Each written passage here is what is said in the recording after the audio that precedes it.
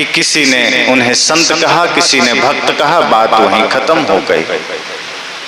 और कुछ ऐसे लोग हैं वे कहते हैं सदगुरु कबीर तो निर्गुणी धारा के संत हैं, वो निर्गुण उपासक हैं, वे तो निराकार को मानते हैं, वो साकार को नहीं मानते।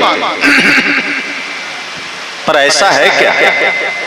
अगर सदगुरु कबीर साकार को नहीं मानते तो वो कहते ही नहीं सब घट में रोसाइयां सोनी सेज न कोय, बलिहारी हुआ घट की जागट प्रगट हो। बल्कि जो लोग ये कहते हैं कि हम सरगुण की पूजा करते हैं, हम साकार की पूजा करते हैं, वे साकार को नहीं मानते, वो न निराकार को मानते हैं।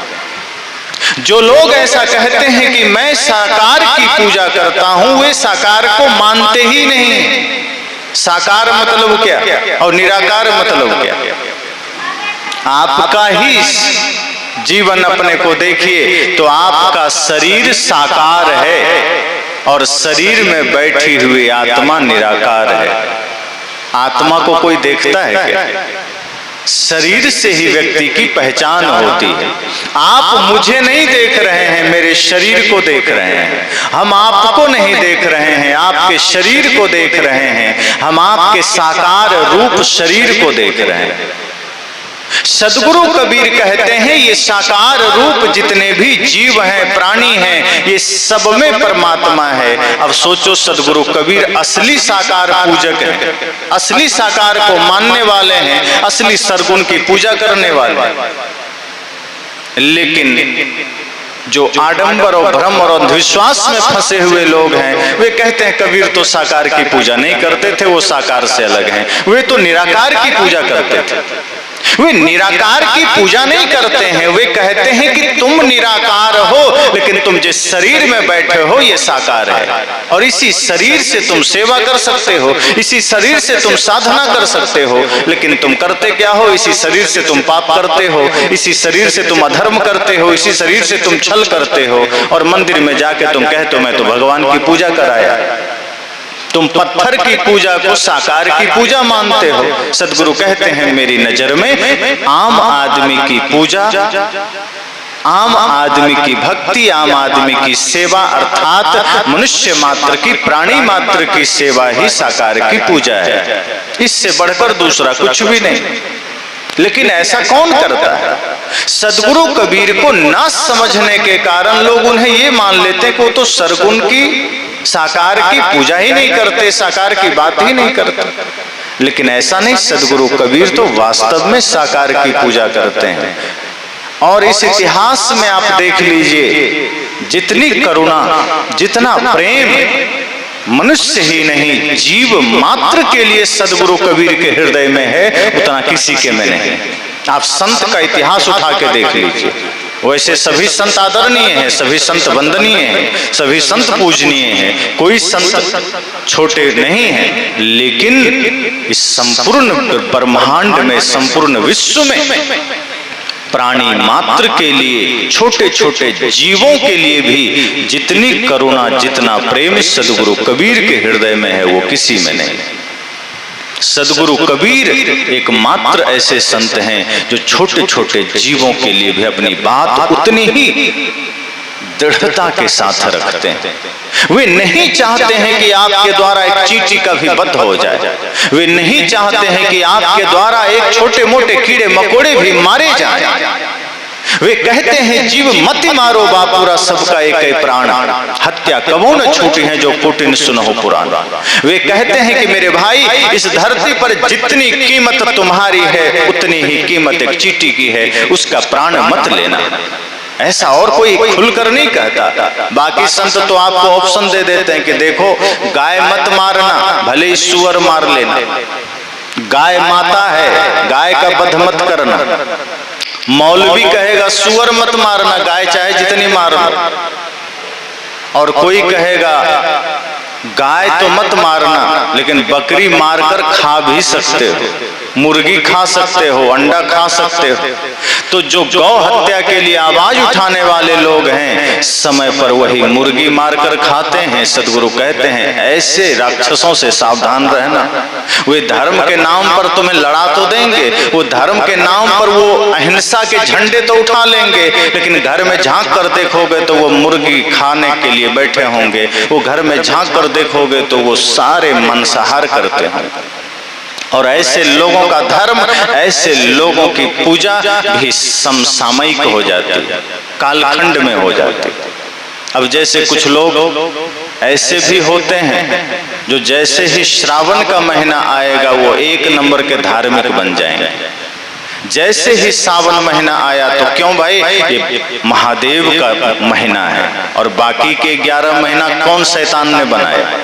अगर एक महीना महादेव ने बनाया तो 11 महीना किसी शैतान ने बनाया है क्या? एक महीना महादेव का महीना है, मांस नहीं खाना है, मदिरा नहीं पीना है, लेकिन गांजा पीना है, भांग भी खाना है। और जैसे ही सावन का महीना बीतेगा, जो एक महीना का बचा खुचा है वो सब अगले ही महीना में 1 के 2 दिन में सब भर पेट खा लेना। बकरे काटे जाएंगे, मछली मारी जाएगी, मुर्गी काटी जाएगी। ऐसे भक्त भी हैं जो नवरात्रि में 9 दिन बड़े ही भाव से शुद्ध जीवन जीते हैं, शाकाहार का जीवन जीते हैं, प्योर जीवन जीते हैं। और जैसे ही 10वां दिन आएगा राक्षस बन करके इतने बकरे काटेंगे कि बकरा भी घबरा के भागने लगेगा कि हम धरती पर जाएं तो जहां देखो राक्षस बैठा है। अभी बकरीद बीता, बहुत लोगों ने मुझसे कहा कि देखिए महाराज ये मुसलमान कितने क्रूर हो गए, ये बकरीद पर देखो कितने जानवर काट रहे हैं, गाय काट रहे हैं, ऊंट काट रहे हैं, भैंसा काट रहे हैं। ये हिंदू धर्म का कितना बड़ा पतन है। मैंने कहा वो अपराध तो कर ही रहे हैं, वो तो जन्मजात अपराध कर रहे हैं, वो तो हैं ही क्रूर, लेकिन तुम भी कम नहीं हो। दुर्गा पूजा में तुम भी लाखों करोड़ों बकरे बकरियां काट करके स्वाहा कर देते। और नेपाल जिसे हम हिंदू राष्ट्र कहते हैं, वहां तो गाय भी काटी जाती है और वहां कोई मुसलमान नहीं, हिंदू गाय काटता है, भैंसे काटे जाते हैं, हिंदू काटता है। इसलिए सदगुरु कबीर एकमात्र संत हैं जो छोटे छोटे जीवों के प्रति भी बहुत ही करुणा से अपनी बात करते हैं। और बात ही नहीं करते हैं, लड़ लेते हैं। आज तो आदमी कहीं संकट में हो तो आप लड़ते नहीं किसी के लिए। थोड़ा मोड़ा अगर बात बन गई कि भैया मत लड़ो, साइड से निकल गए, लेकिन कोई आप पर ही हाथापाई करने लगे तो आप भाग लेंगे। पर सदगुरु कबीर ऐसे नहीं थे।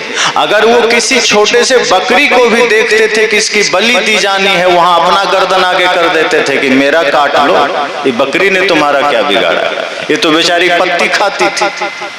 बकरी पाती खात है, ताको किया हलाल, सोच तेरा क्या हाल होगा। बकरी तो पत्ती खाती थी, तुमने उसे काट डाला, ये क्या करती थी?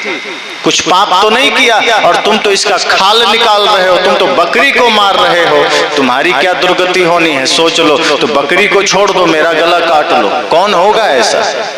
इतनी करुणा किसके हृदय में होगी? तभी तो संत शिरोमणि है सदगुरु कबीर। और वो समय कौन सा था? आज संविधान है, नियम है, कोर्ट है, कचहरी है। अगर कुछ गलती भी हो जाए तो डायरेक्ट आपको सजा नहीं मिलेगी, पकड़े जाएंगे, कोर्ट में लाए जाएंगे, आपको मौका मिलेगा अपना वकील करने को, आप वकील करेंगे, बढ़िया से बहस होगी और अगर किसी कारण से आप निर्दोष साबित हुए तो छूट भी जाएंगे। और अगर कुछ दोषी पाए गए तो कुछ दिनों की सजा होगी। लेकिन वो समय सदगुरु कबीर का याद करो, कोई कोर्ट नहीं, कोई कचहरी नहीं, कोई वकील नहीं, और पूरे देश में इस्लाम का शासन और काशी ब्राह्मणों की नगरी। और पंगा भी दोनों से ही लिया, ब्राह्मणों से और मुल्लाओं से। सोचो कितना बड़ा जिगर रहा होगा सदगुरु कबीर का, साधारण नहीं रहे होंगे। आज खुलकर किसी के बारे में बोल दो तो केस ठोक देते हैं लोग। और किसी अल्लाह खुदा के बारे में बोल दो तब तो सर तन से जुदा के नारे लग जाते हैं।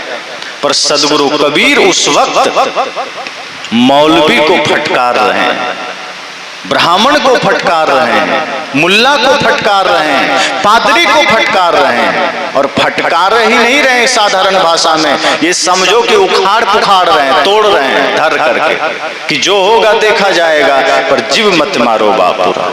तुम इस तरह हिंसा नहीं कर सकते, तुम इस तरह से पाप नहीं कर सकते। उन्होंने हिंसा को अपराध कहा, पाप कहा। ये नहीं कहा कि तुम हिंसा करोगे तो नरक में जाओगे। उन्होंने कहा तुम हिंसा कर रहे हो तो तुम नरक में ही हो, जाओगे क्या? अभी ही नरक में जाओगे तो बाद की बात है, अभी ही नरक में हो। तभी तो वे कहते हैं कि धर्म का चोला पहनकर अगर कोई आदमी हिंसा कर रहा है, धर्म का चोला पहनकर अगर कोई आदमी आपको हिंसा के लिए प्रेरित कर रहा है तो वो धार्मिक नहीं हो सकता है, वो कसाई होगा। इसलिए सदगुरु कबीर कहते हैं धर्म कथे जहां जीव बधे तहां अकर्म करे मेरे भाई, जो तोहरा को पंडित कहिए तो काको कहिए कसाई। वे कहते हैं कि मंदिर में माँ दुर्गा के सामने तुम धर्म की पोथी बांच रहे हो और बगल में दर्जनों भेड़ बकरियां बांध रखे हो। सदगुरु कबीर एक बार जा रहे थे, नजर पड़ गई एक मंदिर के पास, देखा ब्राह्मण लोग मंत्रोच्चार कर रहे हैं, मंत्रों का पाठ कर रहे हैं। उन्हें लगा बड़े धार्मिक लोग हैं, बड़े ज्ञानी लोग हैं, थोड़ा हम भी बैठ जाए। चले गए, लेकिन तभी देखते हैं कि दाएं साइड, एक साइड में दर्जनों भेड़ बकरियां बांधी गई थी। सदगुरु कबीर ने कहा कि ये पंडित लोग तो मंत्र पढ़ रहे हैं, ये भेड़ बकरी कौन सा मंत्र पढ़ रहे हैं? ये यहाँ किस लिए लाए गए हैं? क्या औचित्य है? क्या ये भी पूजा कर रहे हैं? उन्हें लगा हो सकता है ये जानवर भी सत्संग सुन रहे हों। कोई बात नहीं, कुछ देर सत्संग चलता रहा, पूजा चलती रही, मंत्रोच्चार चलता रहा। जैसे ही मंत्र पूरा हुआ, पूजा पूरी हुई, उन्होंने देखा कि उन्हीं मंत्र पढ़ने वालों में से एक आदमी उठा कृपान लेकर, तलवार लेकर, और पहले माता रानी के पैरों में सटाया और पैर में सटाने के बाद अपने सिर पर सटाया, फिर अपने हृदय में सटाया और हृदय में सटाने के बाद वे दर्जनों भेड़ बकरियों के गर्दन पर ऐसे टूट पड़ा जैसे स्वयं काल हो और सबके गर्दन काट के अलग कर दिया। तब सदगुरु कबीर सिर पकड़ लिए कि ये मैं मंदिर के नाम पर किसी बूचड़ खाने में आ गया, ये मैं पंडित के नाम पर किस कसाई के पास आ गया। धर्म कथे जहां जीव बधे तहां, यहाँ धर्म कह रहा था, ये पूजा पाठ की बातें कह रहा था, यहीं ये जीव हिंसा करने लगा, यहीं ये जीवों को मारने लगा। अकर्म करे मेरे भाई, ये तो बहुत बड़ा अकर्म है, ये तो बहुत बड़ा दुष्कर्म है, पाप कर्म है। और जो तोहरा को पंडित कहिए तो काको कहिए कसाई। जो काम तुमने किया है ये पंडितों का काम नहीं, ये तो कसाई का काम है, ये तो शैतान का काम है। गलती हुई मुझसे पहचानने में, जो मैं मंदिर समझकर चला आया लेकिन निकला तो बूचड़ खाना। तो सदगुरु कबीर इस भांति अपने जीवन की यात्रा आरंभ किए कि एक भी कहीं बुराई नजर आई, एक भी कहीं पाप नजर आया, उन्होंने अपने आंख को बंद नहीं किया, बल्कि वो खड़े हो गए कि ये पाप मेरे सामने हो नहीं सकता। मैं सत्य कहूंगा, जीवन भर नहीं डरे, जीवन भर भय नहीं हुआ उन्हें। और इसलिए संतों में शिरोमणि। और एक बात ध्यान दीजिए, जातिवाद पर, संप्रदायवाद पर तो छोटे बड़े स्तर से सभी संतों ने कहा है, लेकिन जीव हिंसा पर जितनी बातें सदगुरु कबीर ने कही किसी और ने नहीं कही। सदगुरु कबीर ने भी जाति पर, मजहब पर, संप्रदाय पर अपनी बहुत सारी बातें कही, प्रेम पर बातें कही। और वे तो पाले पोसे ही मुसलमान के घर गए, उन्हें तो सब कुछ पता था, सारा रहस्य पता था, मौलवियों के सारे चाल पता थे, और काशी में थे तो ब्राह्मणों के भी सब पता हो गए थे। इसलिए अपनी बातें स्पष्टता से कहते चले गए। और एक बात आप ध्यान देना, वो बातें सिर्फ हिंदू मुस्लिम की नहीं करते, वो बातें सिर्फ मत मजहब की नहीं करते, वे बातें सिर्फ संप्रदाय की नहीं करते, वे बातें सिर्फ प्रेम की नहीं करते, वे दर्शन की भी बात करते हैं, योग की भी बात करते हैं। वे अद्वैत द्वैत वेदांत की भी बात करते हैं। जो लोग कहते हैं कबीर अनपढ़ थे, उन्हें समझना चाहिए, उन्हें बीजक पढ़ना चाहिए, पता चल जाएगा कबीर अनपढ़ थे। बहुत लोग कहते हैं कबीर तो पढ़े लिखे नहीं थे, तो क्यों भाई? वो खुद कहते हैं मसी कागज छुओ नहीं, यही दोहा लोग लाकर रख देते हैं। आप लोग भी जानते हो, आपने भी ये दोहा पढ़ा होगा कि मसी कागज छुओ नहीं, कलम कहो नहीं हाथ, चारों युग का महात्म कबीर मुख ही जनाई बात। ये लाइन भूल जाते हैं और इसीलिए मामला बिगड़ता है। कई लोग कहते हैं कबीर पढ़े लिखे नहीं थे, वो तो ऐसे ही अल्हड़ भाषा में अपनी बात कह दिए। तो कैसे? तो कहते हैं उन्होंने खुद कहा मसी कागज छुओ नहीं, कलम कहो नहीं हाथ। तो मैं कहता हूं कि दूसरी लाइन भी पढ़ लेते तो उत्तर मिल जाता। कहा क्या? चारों युग का महात्म कबीर मुख ही जनाई बात का मतलब, मैंने कहा मतलब इतना ही है कि सदगुरु कबीर किस उपलक्ष्य में ये बात कह रहे हैं, आप उसे जानिए।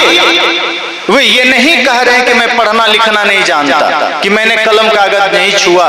वे कहते हैं कि 4 युग तुम मानते हो, सतयुग, त्रेता, द्वापर, कलयुग। तो सुन लो पंडित मौलवियों मेरी बात, ये जो तुम 4 युग की बात करते हो, ये जो तुम 4 युग की कथा सुनाते हो, ये सारी बातें, ये सारी सृष्टि की बातें मैं तो मुख से यूं ही कह देता हूं, इसके लिए मुझे कलम कापी छूने की जरूरत नहीं पड़ती।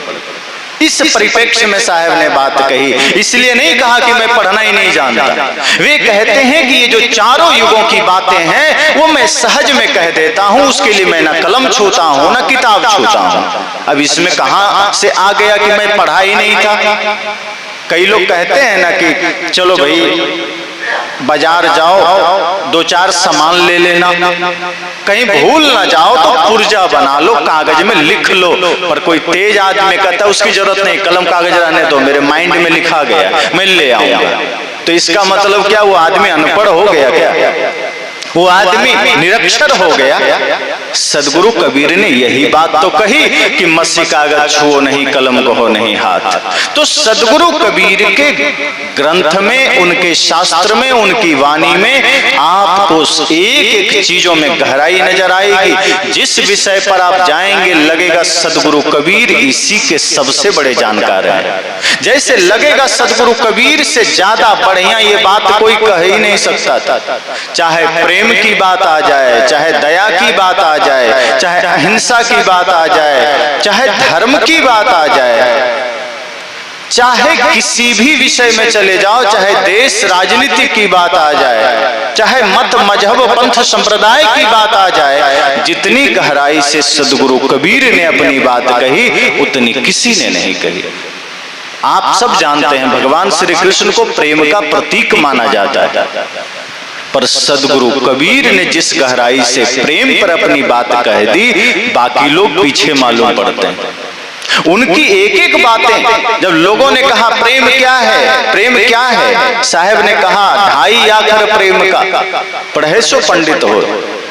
तो मैंने कहा कि संत सम्राट सदगुरु कबीर शिरोमणि है, संत सम्राट हैं, इसलिए क्योंकि उनकी बातों में, उनके जीवन में करुणा भी उस स्तर की है, प्रेम भी उस स्तर का है।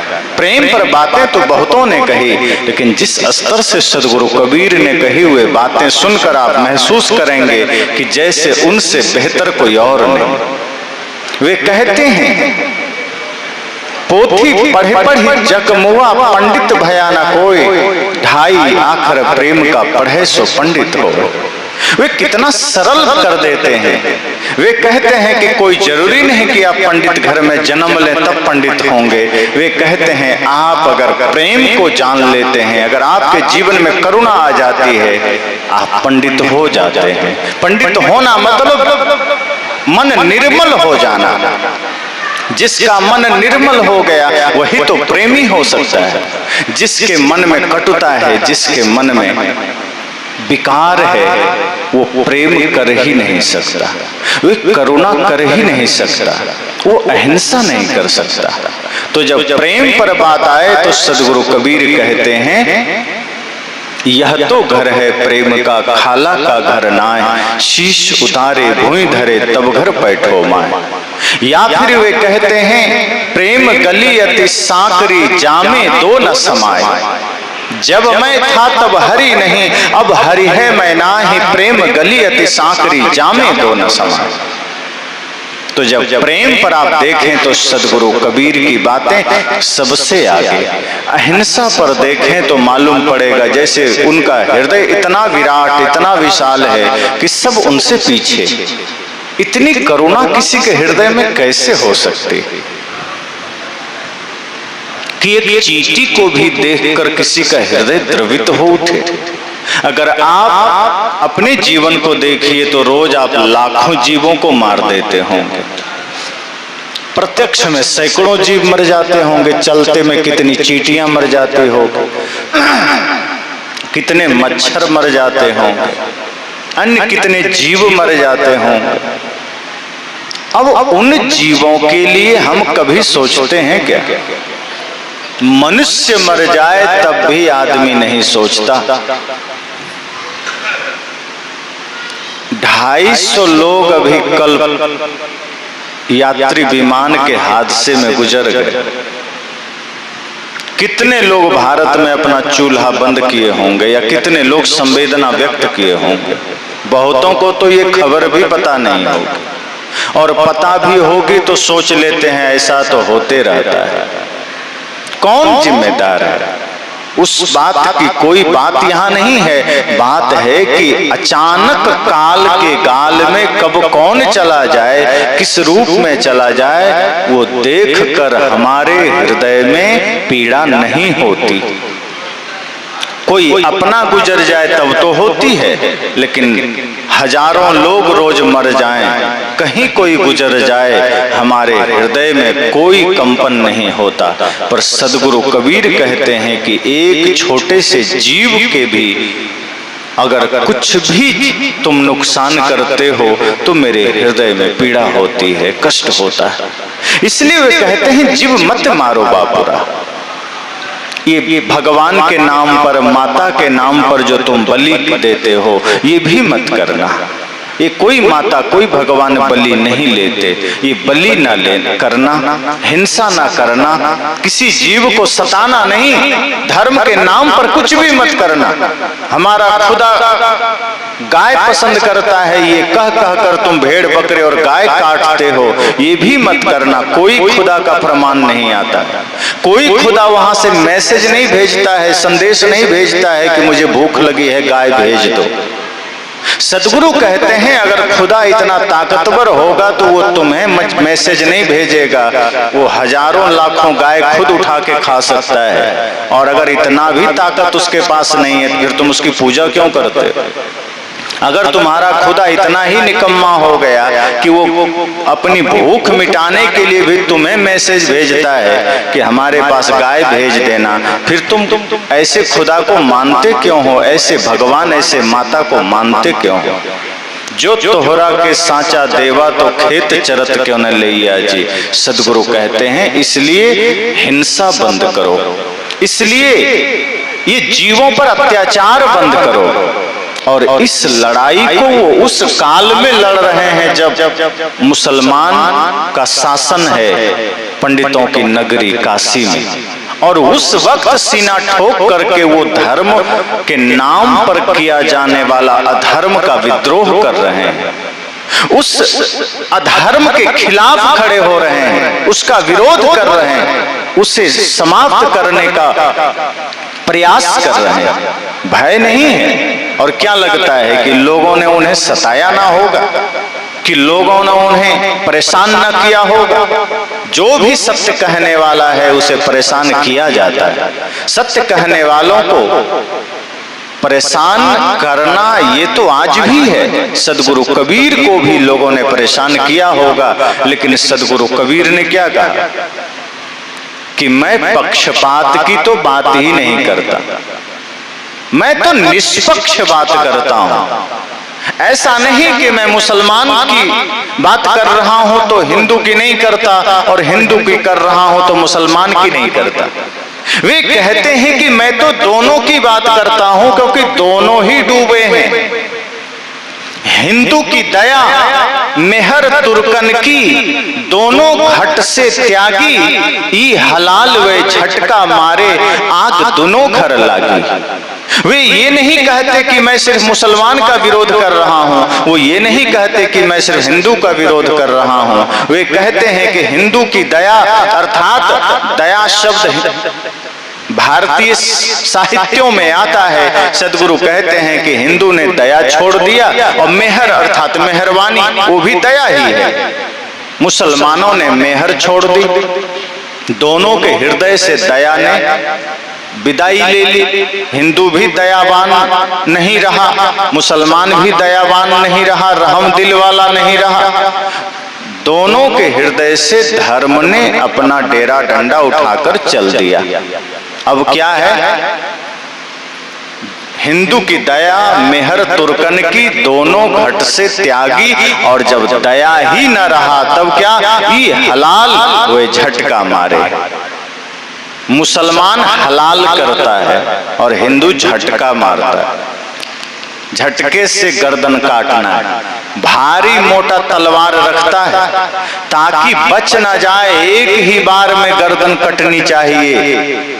और मुसलमान छोटा सा भी रख ले तो कोई बात नहीं, क्योंकि उसको तो हलाल करना है। वो तो थोड़ा सा भी गर्दन में सटा दिया, खून बाहर निकल गया, तड़प तड़प के जीव खुद ही मर जाता है। ऊंट जब ये लोग काटते हैं या गाय काटते हैं तो कितनी क्रूरता से काटते हैं। नुकीला तलवार, छोटा सा चाकू रखते हैं लंबा सा, कृपान टाइप से, और वो गर्दन में जोर से चला देते हैं, एक साथ पूरा नहीं काटते। और गर्दन जब कट जाती है तो सारा खून धीरे धीरे बाहर हो जाता है। गाय या ऊंट तड़प तड़प कर वहीं प्राण छोड़ देता है। साहब कहते हैं तुम कितने पापी हो कि तुमने दया छोड़ करके जीव हिंसा पर तुम उतर आए। तुमने अपने हृदय में अहिंसा का त्याग कर दिया। तुम गाय को मार रहे हो, कोई ऊंट को मार रहा है, कोई बकरी को मार रहा है, कोई सूअर को मार रहा है। तो वो दोनों की बात करते हैं कि हिंदू की दया मेहर तुर्कन की, और जब जब बात आती है वो सबकी बात करते हैं, वो एक पक्ष की नहीं करते। तो मैंने बात शुरू की थी कि सदगुरु कबीर शिरोमणि क्यों है, सदगुरु कबीर संतों में सम्राट क्यों है? इसी वजह से है क्योंकि वो करुणा, सत्य, अहिंसा, प्रेम हृदय में धारण करते हैं। वो चींटी के लिए भी उतनी ही करुणा रखते हैं जितना इंसानों के लिए रखते हैं। उनके हृदय में समस्त सृष्टि के लिए करुणा है, समस्त संसार के लिए प्रेम है, इसलिए वो संतों में शिरोमणि है, वो साधारण नहीं है। इसलिए बिना डरे, बिना घबराए उन्होंने अपनी बात कही, और आज भी उनकी बातें समाज के लिए, राष्ट्र के लिए, दुनिया के लिए प्रेरणा स्रोत है। जो लोग सदगुरु कबीर की वाणी को पढ़ेगा, सुनेगा, जानेगा, वो हर समय सजग रहेगा, ऊर्जावान रहेगा, शांत रहेगा, शीतल रहेगा।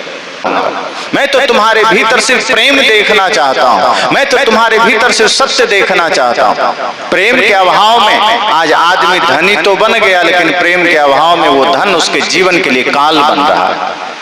आदमी भौतिक मार्ग में विकास तो कर लिया, भौतिकता में धन संपदा तो बटोर लिया, लेकिन प्रेम के अभाव में, सत्य के अभाव में वो इतना विकृत हो गया, इतना विभत्स हो गया कि वो धीरे धीरे इंसान से ही दूर होता चला गया, वो धीरे धीरे प्राणियों से दूर होता चला गया। एकांगी जीवन जीते हुए अपने स्वार्थपरता में इतने गहरे डूब गया कि वो समस्त धर्म से, समस्त सद्गुणों से दूर हो गया। और जब इंसान सद्गुणों से दूर हो जाता है तो उसके कुकृत्य उन्हें ही दंड देने लगते हैं, और बाद में नहीं। ध्यान रखना, कल नरक में जाएंगे, सदगुरु कबीर ये कहते ही नहीं। वे कहते ही नहीं है कि तुम मरने के बाद नरक में जाओगे, वे कहते हैं तुम गलत करोगे, इसी क्षण तुम नरक में हो, बस एहसास तुम्हें नहीं हो रहा। तुम नरक में हो, तुम्हें पता नहीं चल रहा है। तुम भयंकर दुख में हो, तुम्हें पता नहीं चल रहा है। और इसका कारण इतना ही है कि तुम भयंकर बेहोशी में हो। अब कोई आदमी बेहोश हो जाए तो पैर में चोट भी लगी हो तो पता नहीं चलता है, लेकिन जिस घड़ी आदमी होश में आता है एक छोटा सा खरोच भी पीड़ा देने लगता है। सदगुरु कहते हैं कि तुम इतना बेहोश हो गए हो इन मायावी पदार्थों के साथ कि तुम्हें अपने भीतर की पीड़ा का एहसास नहीं है, तुम्हें अपने भीतर के दर्द का आभास नहीं है। लेकिन हो तो तुम कचड़े में, हो तो तुम पीड़ा में। तो सदगुरु कबीर को कुछ लोगों ने इस तरह से भी कहा और कुछ लोगों ने, मैंने पहले ही कहा, उन्हें निराकार कहा कि सदगुरु कबीर तो निर्गुणी धारा के संत हैं, वो निराकार को मानते हैं। लेकिन सदगुरु कबीर जितना साकार को मानते हैं उतना कोई नहीं मानता। साकार को मानने का अर्थ यह नहीं है कि चित्र को मानने लग जाना। साकार को मानने का अर्थ यह नहीं है कि मंदिर में मूर्ति को मानने लग जाना। साकार का अर्थ है कि जिसके भीतर चेतना है, जिसके भीतर प्राण है, उसको मानना। शरीर साकार है, आत्मा निराकार है। दोनों का जब समन्वय होगा तो बात बनेगी। अब जो मूर्ति पूजा करने वाले लोग हैं वो आदमी के साथ बैर करने लगा, और आदमी ही नहीं, अपने भाई के साथ, माता पिता के साथ, पड़ोसी के साथ, मित्र के साथ बैर कर लिया। तो मंदिर में गया, पुजारी बन गया कि मैं तो भगवान की पूजा करता हूँ। पर सदगुरु कबीर कहते हैं कि जिस व्यक्ति के भीतर, जिस जीव के भीतर स्वयं परमात्मा बैठा है, तुम उसका तिरस्कार कर रहे हो, तुम उसे झुठला रहे हो, तुम उसे पीड़ा दे रहे हो, और मंदिर में जाकर तुम कहते हो मैंने साकार की पूजा कर लिया, मैं तो साकार हूं। तो यह बात तो बिल्कुल गले नहीं उतरती कि तुम साकार की पूजा करते हो।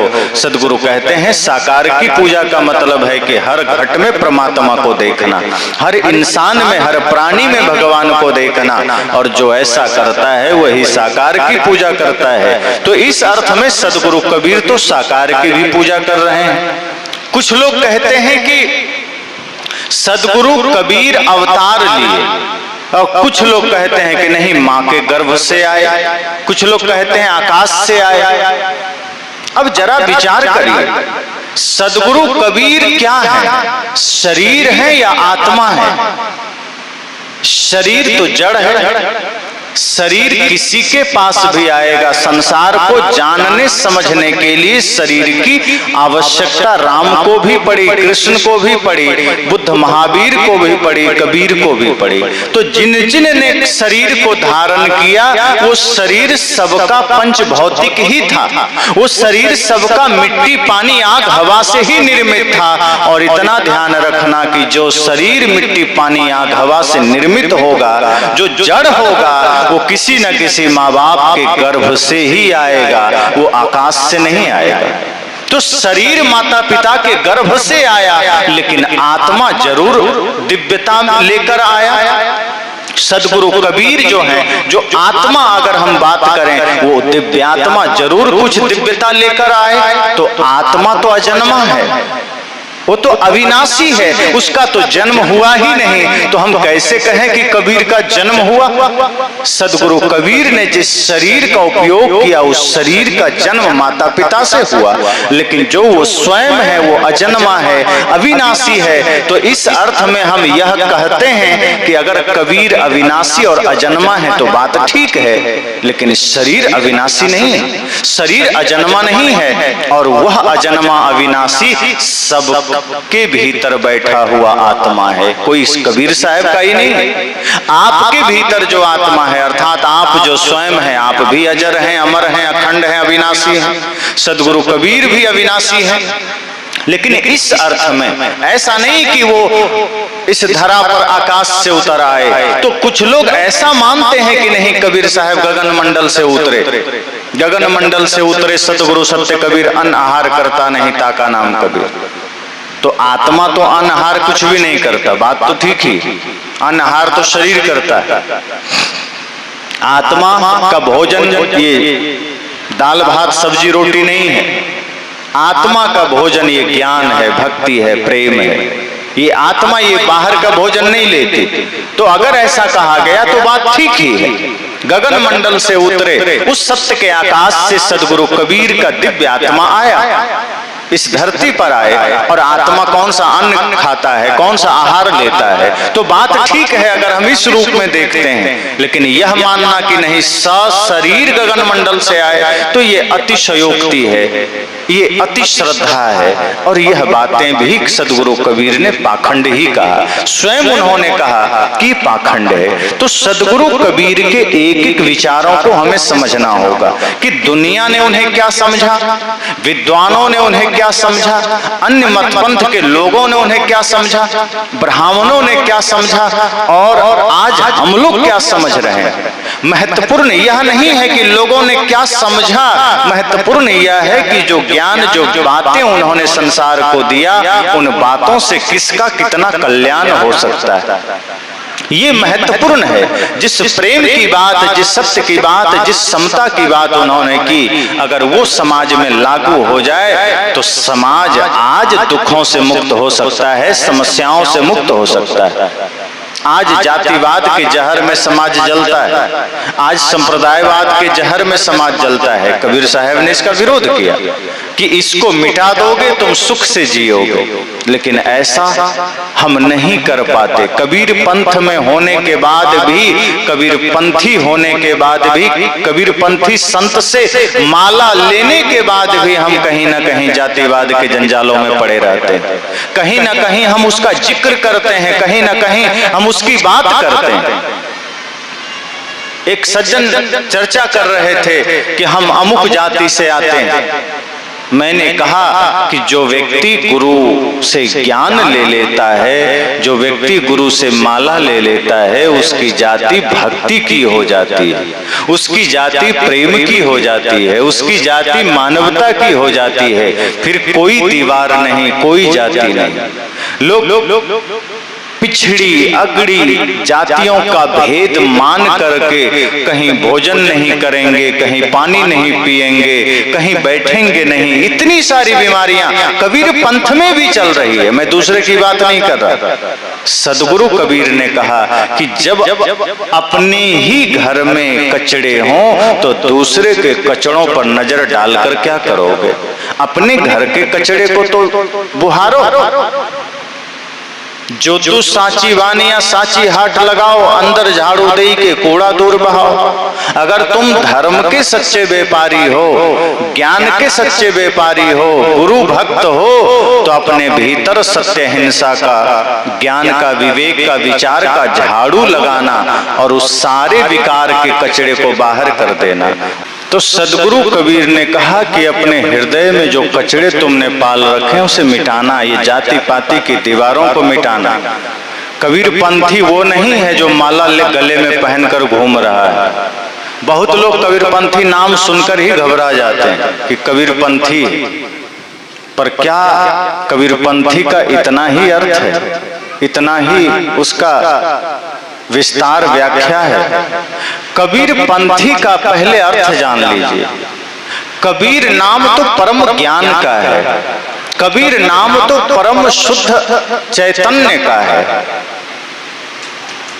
और जो उस रास्ते पर चलने वाला हो, जो सत्य के मार्ग पर चलने वाला हो, प्रेम के मार्ग पर चलने वाला हो, ज्ञान के मार्ग पर चलने वाला हो, वो कबीर पंथी है। कबीर पंथी माला पहनने वाला नहीं है, कबीर पंथी सफेद टीका लगाने वाला नहीं है, कबीर पंथी सिर्फ भोज भंडारा खाने वाला नहीं है। कबीर पंथी वह है जो प्रेम के मार्ग पर चलता है, जो सत्य के मार्ग पर चलता है, जो अहिंसा के मार्ग पर चलता है, जो मानवता के मार्ग पर चलता है। और जो मानवता के मार्ग पर चलेगा वो जाति पाति का भेद नहीं करेगा। जो मानवता के मार्ग पर चलेगा वो संप्रदाय का भेद नहीं करेगा, वो सब घट मेरो साइया का भाव लेकर चलेगा। अगर कोई व्यक्ति आज के हिसाब से पिछड़ा कुल का है और यदि उसका जीवन शुद्ध है, पवित्र है, नशा नहीं करता है, दुर्व्यसन नहीं करता है, मांस नहीं खाता है, पूर्ण स्वच्छता का पालन करता है, भक्ति में जीता है, प्रेम में जीता है, पवित्रता का ध्यान रखता है, तो समझना कि वो ब्राह्मण से भी श्रेष्ठ है। फिर उसके घर बैठकर आराम से भोजन पाओ, सत्संग करो, आनंद हो और सौभाग्य मनाओ कि आपको उसके घर बैठकर खाने का अवसर मिला। ये भी मत समझ लेना कि मैं पिछड़े के घर बैठ के खाया, तुमने एहसान नहीं किया। ये समझना कि मैं ऐसे दिव्य पुरुष के घर बैठकर मुझे खाने का मौका मिला, ये मेरा सौभाग्य है।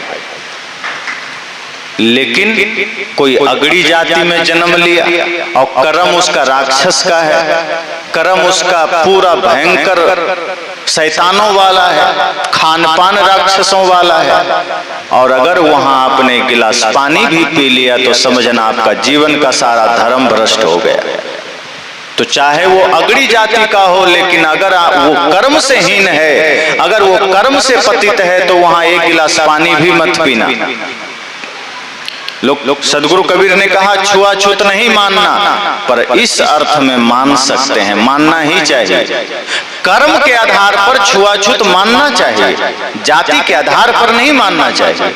जाति के वजह से किसी को छोटा नहीं कहना चाहिए, पर कर्म के आधार पर तो मानना पड़ेगा। अब जैसे कोई मांस खाने वाला आदमी, शराब पीने वाला आदमी, समस्त पाप करने वाला आदमी है, दुष्कर्म करने वाला आदमी है, वहां हम लोग एक गिलास पानी भी नहीं पी सकते। अब कोई कहे कि आप भी तो छूत मानते हैं, हाँ, तो ऐसे में तो मानना पड़ेगा और मानेंगे ही। जो आदमी नीच कर्म करता है वहां खड़ा होना पाप है, पानी पीना तो दूर की बात है। पर अगर कोई पवित्र कर्म वाला है, पवित्र विचार वाला है, पवित्र मन वाला है, वहां आप पानी पीजिए, भोजन कीजिए। तो कर्म के आधार पर छुआछूत मानो। एक भक्त अगर वो सच में भक्त है तो संतों ने कहा है कि फिर आपको किसी मांसाहारी के घर भोजन तो क्या पानी भी नहीं पीना। ये छुआछूत मानो। जहां कोई कर्म से गिरा हुआ इंसान है वहां समानता तब आएगी जब वो व्यक्ति अपने जीवन का सुधार करेगा। अगर कोई मांस मछली मदिरा खाने पीने वाला है और आपने वहां भोजन कर लिया तो आपकी पवित्रता भी चली जाएगी। तो आप बैठिए, बैठने में मनाही नहीं है, वहां जाइए, बैठिए, सत्संग करिए, ज्ञान रखिए, प्रेम रखिए, लेकिन आहार ग्रहण मत करिए, पानी मत पीजिए। अगर आप पी लिए तो समझो कि आपका भी सत्यानाश हो गया। क्योंकि जो व्यक्ति हिंसा कर रहा है सदगुरु कबीर ने उसे भयंकर पाप कहा है। कोटिन सुनहु पुराण, साहब ने कहा ना, हत्या कब न छूटे हैं जो कोटिन सुनहु पुराण। उन्होंने कहा कि ये हत्या का फल इतना भयंकर होगा, ये हत्या का पीड़ा इतना भयंकर होगा कि करोड़ों पुराण सुन लेने से भी वो मिटेगा नहीं। तो सदगुरु कबीर ने बड़ा सरल मार्ग दिया। तो किसी ने कुछ कहा, किसी ने कुछ कहा। मैंने पहले ही कहा कि सदगुरु कबीर को देखने की आंखें अलग अलग हो सकती है, पर सदगुरु कबीर का ज्ञान अलग नहीं है। वो वही शुद्ध मानवतावादी ज्ञान है, वो वही प्रेम से भरा हुआ ज्ञान है, वो वही करुणा से भरा हुआ ज्ञान है। और जो इस बात को समझ लेता है वो देख लेता है कि संतों में सम्राट क्यों है वे, संतों में शिरोमणि क्यों है वे। सहज नहीं था जीवन, सदगुरु कबीर का जीवन आसान नहीं था, कितनी कठिनाइयां उनको झेलनी पड़ी, पर अपनी बातें उन्होंने कही। मैं तो कभी कभी सोचता हूं कि वो काल जो मुगलों का शासन था और अयोध्या में उस समय राम मंदिर जरूर टूटा हुआ ही रहा होगा, लेकिन मंदिर टूटा हुआ होगा इस बात का कहीं भी उल्लेख गोस्वामी तुलसीदास जी ने नहीं किया। उनके आप पुस्तक पढ़ लें, उसमें उन्होंने इस्लाम के खिलाफ एक भी शब्द नहीं कहा है। मंदिर तो छोड़ दो, जो कि कट्टर हिंदूवादी हैं, राम भक्त हैं, लेकिन उनके ग्रंथ में इस्लाम के एक भी कुकृत्यों पर, रूढ़िवाद पर चर्चा नहीं है। पर सदगुरु कबीर डरे नहीं, उन्होंने जितनी गहराई से इस्लाम पर चोट किया, अर्थात उसके पाखंड पर चोट किया कि आज हिम्मत नहीं काम करेगा किसी का। कंकड़ पत्थर जोड़ के मस्जिद लई चुनाए, ताचढ़ी मुल्ला बांग दे क्या बहरा हुआ खुदा है। आज कोई खुलकर कह सकता है कि अल्लाह खुदा बहरा हो गया? हिम्मत है? और इतना ही नहीं रुकते हैं, वे कहते हैं ना जाने तेरा साहिब बहेरा है, ना जाने तेरा साहिब कैसा है, मस्जिद भीतर मुल्ला पुकारे क्या साहिब तेरा बहेरा है। वे कहते हैं कि मस्जिद के भीतर मुल्ला पुकार रहा है अल्लाह अकबर, क्या तेरा साहिब बहरा हो गया जो सुनता नहीं, जोर जोर से पुकारना पड़ता है। सोचो उस वक्त कबीर साहब कह रहे हैं। और यहां ही नहीं रुके, वे कहते हैं तुरुक सुनती कराए तुरुक जो होना, औरत को क्या कहिए अर्ध शरीरी नारी बखानी ताते हिंदू रही। इतना बड़ा प्रहार है। सदगुरु कबीर ने जब देखा कि ये हिंदू तो फिर भी थोड़ा कोमल होता है, ये हिंदू समाज तो फिर भी थोड़ा लचीला होता है, ये मेरी बातें सुन भी रहा है, बदल भी रहा है, लेकिन ये मुसलमान तो भयंकर रूढ़िवाद है, जड़ है, कट्टर है, ये सुनने वाला नहीं है। तब उन्होंने क्या कहा, कितनों मनावों पांव पड़ी, कितनों मनावों रोए, हिंदू पूजे देवता लेकिन तुरुक न काहू के होए। ये कबीर साहब कह दिए। कहा तुम उसमें पत्थर में सिर ठोकने से अच्छा है कि तुम अपनी बातें कहना छोड़ दो, क्योंकि ये मुसलमान किसी का होने वाला नहीं। इतना खुलकर कोई कह सकता है? तो हिंदू के लिए तो कहा ही, हिंदू समाज की बुराइयों पर तो कहा ही, लेकिन उतनी ही गहरी चोट इस्लाम के शासन होते हुए साहब ने कुरान पर दिया, अल्लाह खुदा को दिया, सबको पीर पैगंबर को दिया। उन्होंने अपनी बातें इतनी खुलकर कही। एक बात और ध्यान रखना, आप हजार रामकृष्ण की बुराइयां कर लो, पर आज तक कभी आप पर कोई आया कहने कि तुमको अरेस्ट कर लेंगे, कि तुम्हारा गला काट देंगे, लेकिन आप खुदा पर बढ़िया से आज बोल दीजिए तो आपके पास प्रमाण आ जाएगा कि ये बातें बंद करो वरना गर्दन उड़ा देंगे। सदगुरु कबीर भी इस बात को जानते थे कि हिंदू थोड़ा लचीला होता है, कोमल होता है, कुछ भी कहो सुनता है, समझता है सत्य को, और यही आता भी है। आज आप पूरे भारत नहीं दुनिया का बायोडाटा निकाल लो तो कितने कबीरपंथी आपको मिलेंगे जो मुसलमान होंगे, जबकि कबीर साहब तो उसके घर पाले गए। कितने मिलेंगे? अगर 1 करोड़ में से आप गिनेंगे तो 10-20 मिलेंगे, मुश्किल से 10-20, और वो भी खुलकर अपनी बातें नहीं कह पाते हैं। 1-2 मुस्लिम हैं जो हमसे भी जुड़े हैं, जो कहते हैं गुरुजी आपकी बात मैं सुनता हूं और लोगों को जब सुनाता हूं तो हम पर फरमान जारी हो गया कि तुम अपन काफिर हो गए हो, तुम अपने समाज का विद्रोही हो गए हो, हमको अब मारने पर लोग तुले हुए हैं, भागते हैं, यहाँ वहाँ छिपे रहते हैं। तो 1-2 भी अगर हिम्मत कर लेता है तो उस पर फतवा जारी हो जाता है। तो सदगुरु कबीर वह व्यक्तित्व हैं जो बिना डरे अपनी बात कहे। मैं यहाँ सिर्फ सदगुरु कबीर के उस निर्भयता को रख रहा हूँ कि इस्लाम का शासन होते हुए सदगुरु कबीर ने कैसे अपनी बात निर्भयता से कहे। काशी पंडितों की नगरी होते हुए सदगुरु कबीर ने कैसे हिंदू समाज की बुराइयों को कहे, डरे नहीं। और सदगुरु कबीर ने इसलिए तो कहा निर्भय भय तहाँ गुरु की नगरिया, सुख सोए दास कबीरा हो। कहा जब निर्भयता आ जाती है तो निश्चिंतता आ जाती है, आनंद आ जाता है। फिर तो मैं हमेशा निश्चिंतता में रहता हूँ, आनंद में रहता हूँ, मुझे भय नहीं है। और भय किस चीज का? जो शरीर मेरा नहीं है उसे छूटने का भय, जो शरीर मेरा है ही नहीं उसे मिटने का भय। क्यों? सदगुरु कबीर कहते हैं मुझे पता है कि ये शरीर मुझे मिला है, एक दिन छूट जाएगा और मैं इसका भय करूं। जो मेरा नहीं है उसे छूटने का भय क्यों करूं? लेकिन इस धरती पर सबसे बड़ा भय शरीर छूटने का ही होता है, इससे बड़ा कोई भय नहीं। आप हम सब जितने भी इस धरती पर लोग हैं, सबसे ज्यादा हम डरते शरीर के छूटने से ही हैं। और दुनिया की सबसे बड़ी सच्चाई यही है कि छूटेगा, फिर भी हम डरते हैं कि ये छूटेगा। जो सबसे बड़ा सत्य है कि ये छूटना है, छूट रहा है, किसी का रहा नहीं है। जो जो जन्म लिए वसुधा पर एक दिन सब ही मरे, ये सत्य है कि आया है सो जाएगा राजा रंग फकीर। फिर भी हमें सबसे बड़ा भय इसी से होता है कि कहीं हम मर ना जाएं। लेकिन सदगुरु कबीर कहते हैं कि मैंने इसी भय पर विजय पा लिया।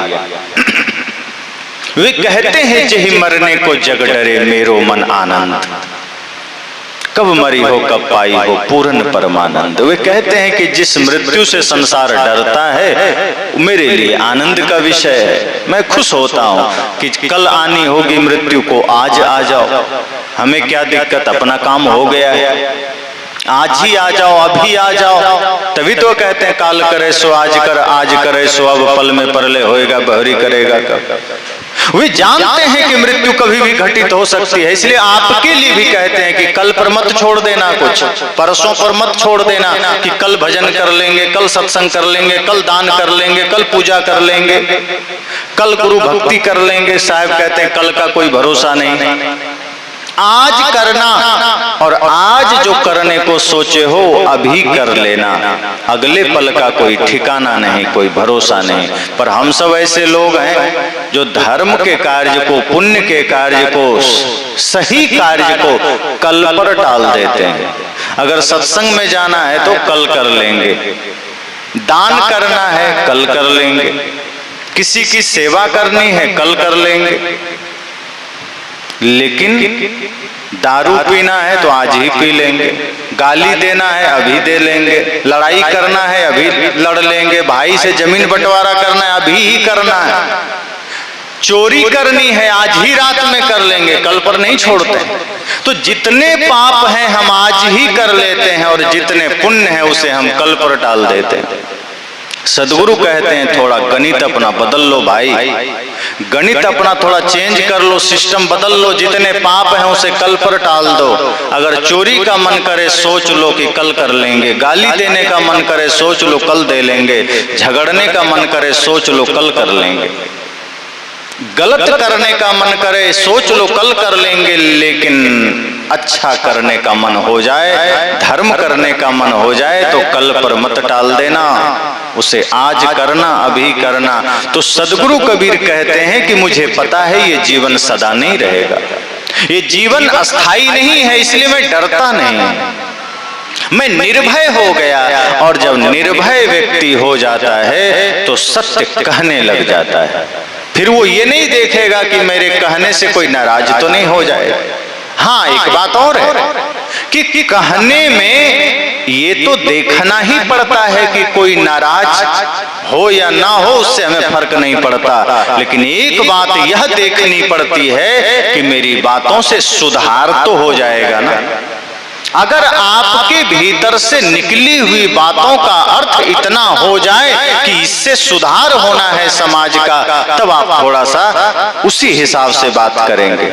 अगर सिर्फ मन में यह ख्याल आ जाए कि मुझे तोड़ना है, फोड़ना है, बर्बाद करना है, तब आप उस हिसाब से हथौड़ी चलाएंगे। जैसे कभी कभार कहीं कोई सामान फंस गया, कुछ ऐसा दीवार में, नल में, पंखे में, कहीं भी आप जोड़ लो, गाड़ी में कुछ चीजें फंस गई, तो मिस्त्री को अगर उस चीज को बचा करके निकालना है तब वो हथौड़ी चलाता तो है, लेकिन ऐसे चलाता है कि उसके वजह से वो सामान टूट ना जाए और दूसरा भी ना टूट जाए। तो बड़े ही तरकीब से निकालता है, हथौड़ी चलाता है, ऐसा नहीं कि हथौड़ी नहीं चलाता है, लेकिन वह ध्यान रखता है कि इस हथौड़ी से दूसरा सामान टूट ना जाए या फिर यही सामान पुनः टूट ना जाए, क्योंकि रिपेयर करना है। अब पंखा ही खोलना है, कुछ उसका मोटर निकालना है, तो जब जानेगा कि मोटर सही है, सिर्फ रिपेयर करने से सही हो जाएगा,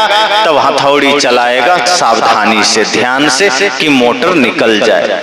लेकिन अगर मिस्त्री को यह पता चल गया है कि मोटर खराब है या कोई भी सामान खराब है और अब इसको निकालने से कोई फायदा नहीं, बनेगा नहीं, तब हथौड़ी देखिए कैसा चलाएगा, कि फिर वो ऐसा चलाएगा कि एक ही हथौड़ी में सब टूट फूट के बराबर हो जाएगा, क्योंकि उसे बचाना लक्ष्य नहीं है, उसे सुरक्षित निकालना लक्ष्य नहीं है, बस उसका लक्ष्य है इसको सही खाली कर देना है, उसको निकाल देना है।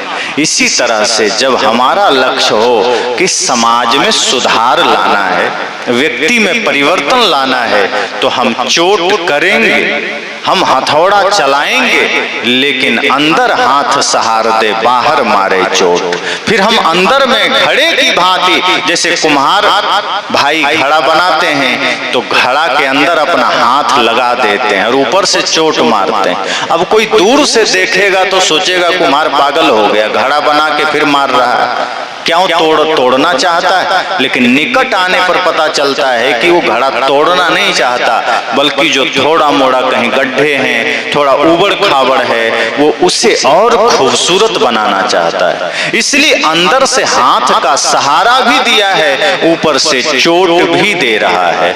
तो सदगुरु कबीर ने हथौड़ा तो चलाया, ज्ञान का प्रहार तो किया, लेकिन यह नहीं, इस भाव से नहीं कि मुझे सबको तोड़ देना है, कि हिंदू मुसलमान में लड़वा देना है, कि मुसलमान को लड़ा देना है, कि हिंदू को लड़ा देना है। नहीं, उनका ध्येय था कि सिर्फ उसे पाखंड से बाहर निकाल लेना है, कि उसे सिर्फ आडंबर से बाहर निकाल लेना है, कि उसे सिर्फ जातिवाद से बाहर निकाल लेना है, उसे सिर्फ बुराइयों से बाहर निकाल लेना है। इस ध्येय के साथ उन्होंने तरकीबें भी दी, इस ध्येय के साथ, इस लक्ष्य के साथ उन्होंने व्यक्ति को मार्ग भी दिया, उन्हें निकलने का अवसर भी दिया, और जो बुराइयां थी उस पर चोट भी किया, जो पाखंड था उस पर चोट भी किया, जो अंधविश्वास था उस पर चोट भी किया।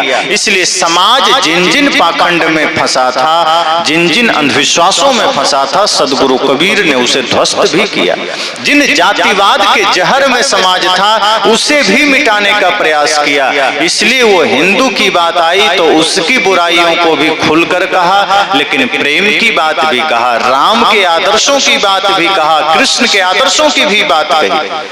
और जब कुरान की बात आई तब उस पर भी साहब ने कहा कि अगर तुम सच में कुरान को मानने वाले लोग हो तो ये देखो कि कोई भी शास्त्र हो, रहम की बात सब जगह है, दया की बात सब जगह है, प्रेम की बात सब जगह है, मानवता की बात सब जगह है, फिर तुम उसे मानते क्यों नहीं हो? वे ये नहीं कहते कि वेद झूठा है, कुरान झूठा है, वे तो कहते हैं वेद किताब कहा कि झूठा झूठा जो न विचारे। वे कहते हैं, मैं ये नहीं कहता कि वेद झूठा है, किताब अर्थात कुरान झूठा है। वे कहते हैं कि जिन महापुरुषों ने ये शास्त्र लिखे हैं उनमें हजारों मोतियां हैं, हजारों ज्ञान के सूत्र हैं, जो उन पर विचार नहीं करता है वो आदमी झूठा है। वे कहते हैं राम झूठे नहीं हैं, कृष्ण झूठे नहीं हैं, राम को नाम पर पाखंड करने वाला झूठा है, कृष्ण के नाम पर आडंबर करने वाला झूठा है। कृष्ण तो परम योगेश्वर हैं, राम तो मर्यादा पुरुषोत्तम हैं। अगर राम के जीवन का एक छोटा सा आदर्श समाज में आ जाए तो आज घर के सारे झगड़े मिट सकते हैं, कितना भी कोई कह ले, पर अगर राम ने जो प्रेम और जो आदर्श और जो मर्यादा अपने जीवन में धारण किया था, आज एक भी भाई अपने जीवन में धारण करके तो बता दे। उंगली उठाना तो सरल है कि राम को बुरा भला कह देना, क्या लगता है, छोटा सा मुंह है, बोल दिया, लेकिन राम के आदर्श पर चलना छोटा नहीं है। अयोध्या जैसे गद्दी जिसे मिलनी हो और पल भर में ये पता चले कि अब नहीं मिलेगी, वो बिना चिंता, बिना शोक, बिना लड़े, बिना झगड़े, मुस्कुराहट के साथ कैकेयी माँ से उल्टा आशीर्वाद लेकर के जंगल के लिए फकीरी वस्त्र पहनकर चल दे, वो राम कोई हो सकता है क्या? आज तो आदमी इतनी चालाकी करता है कि पिता को बहला फुसला करके अपने भाई से ज्यादा जमीन अपने नाम करवाना चाहता है कि मेरे भाई से थोड़ा बड़े भैया या छोटे भैया को छोड़ देना, थोड़ा मुझे ज्यादा दे दो। तो आज तो भाई ऐसे भी हो गए जो 1 इंच जमीन भी अपने पास से देना नहीं चाहता, वो राम पर उंगली उठाता है, वो कृष्ण पर उंगली उठाता है। भगवान श्री कृष्ण तो योगेश्वर है। हालांकि भागवत वालों ने श्री कृष्ण की छवि को बड़ा धूमिल किया है, गंदा बना दिया। आपको महाभारत पढ़ना चाहिए। आप जब महाभारत पढ़ेंगे तो पता चलेगा कृष्ण रसिया नहीं थे, छलिया नहीं थे, रास कभी नहीं रचाए, वो स्त्रियों के साथ नाचे भी नहीं थे, वो तो समता मूलक थे। वे तो लोगों में समानता लाने वाले पहले व्यक्ति थे। मूर्ति पूजा के नाम पर किया जाने वाला पाखंड का विरोधी थे। जब उस वक्त उनका समाज इंद्र की पूजा के नाम पर लाखों टन दूध और अन्न बर्बाद कर देते थे, उस वक्त कृष्ण ने कहा कि इंद्र की पूजा क्यों करते हो? तो लोगों ने कहा नहीं करेंगे तो बरसात नहीं होगी।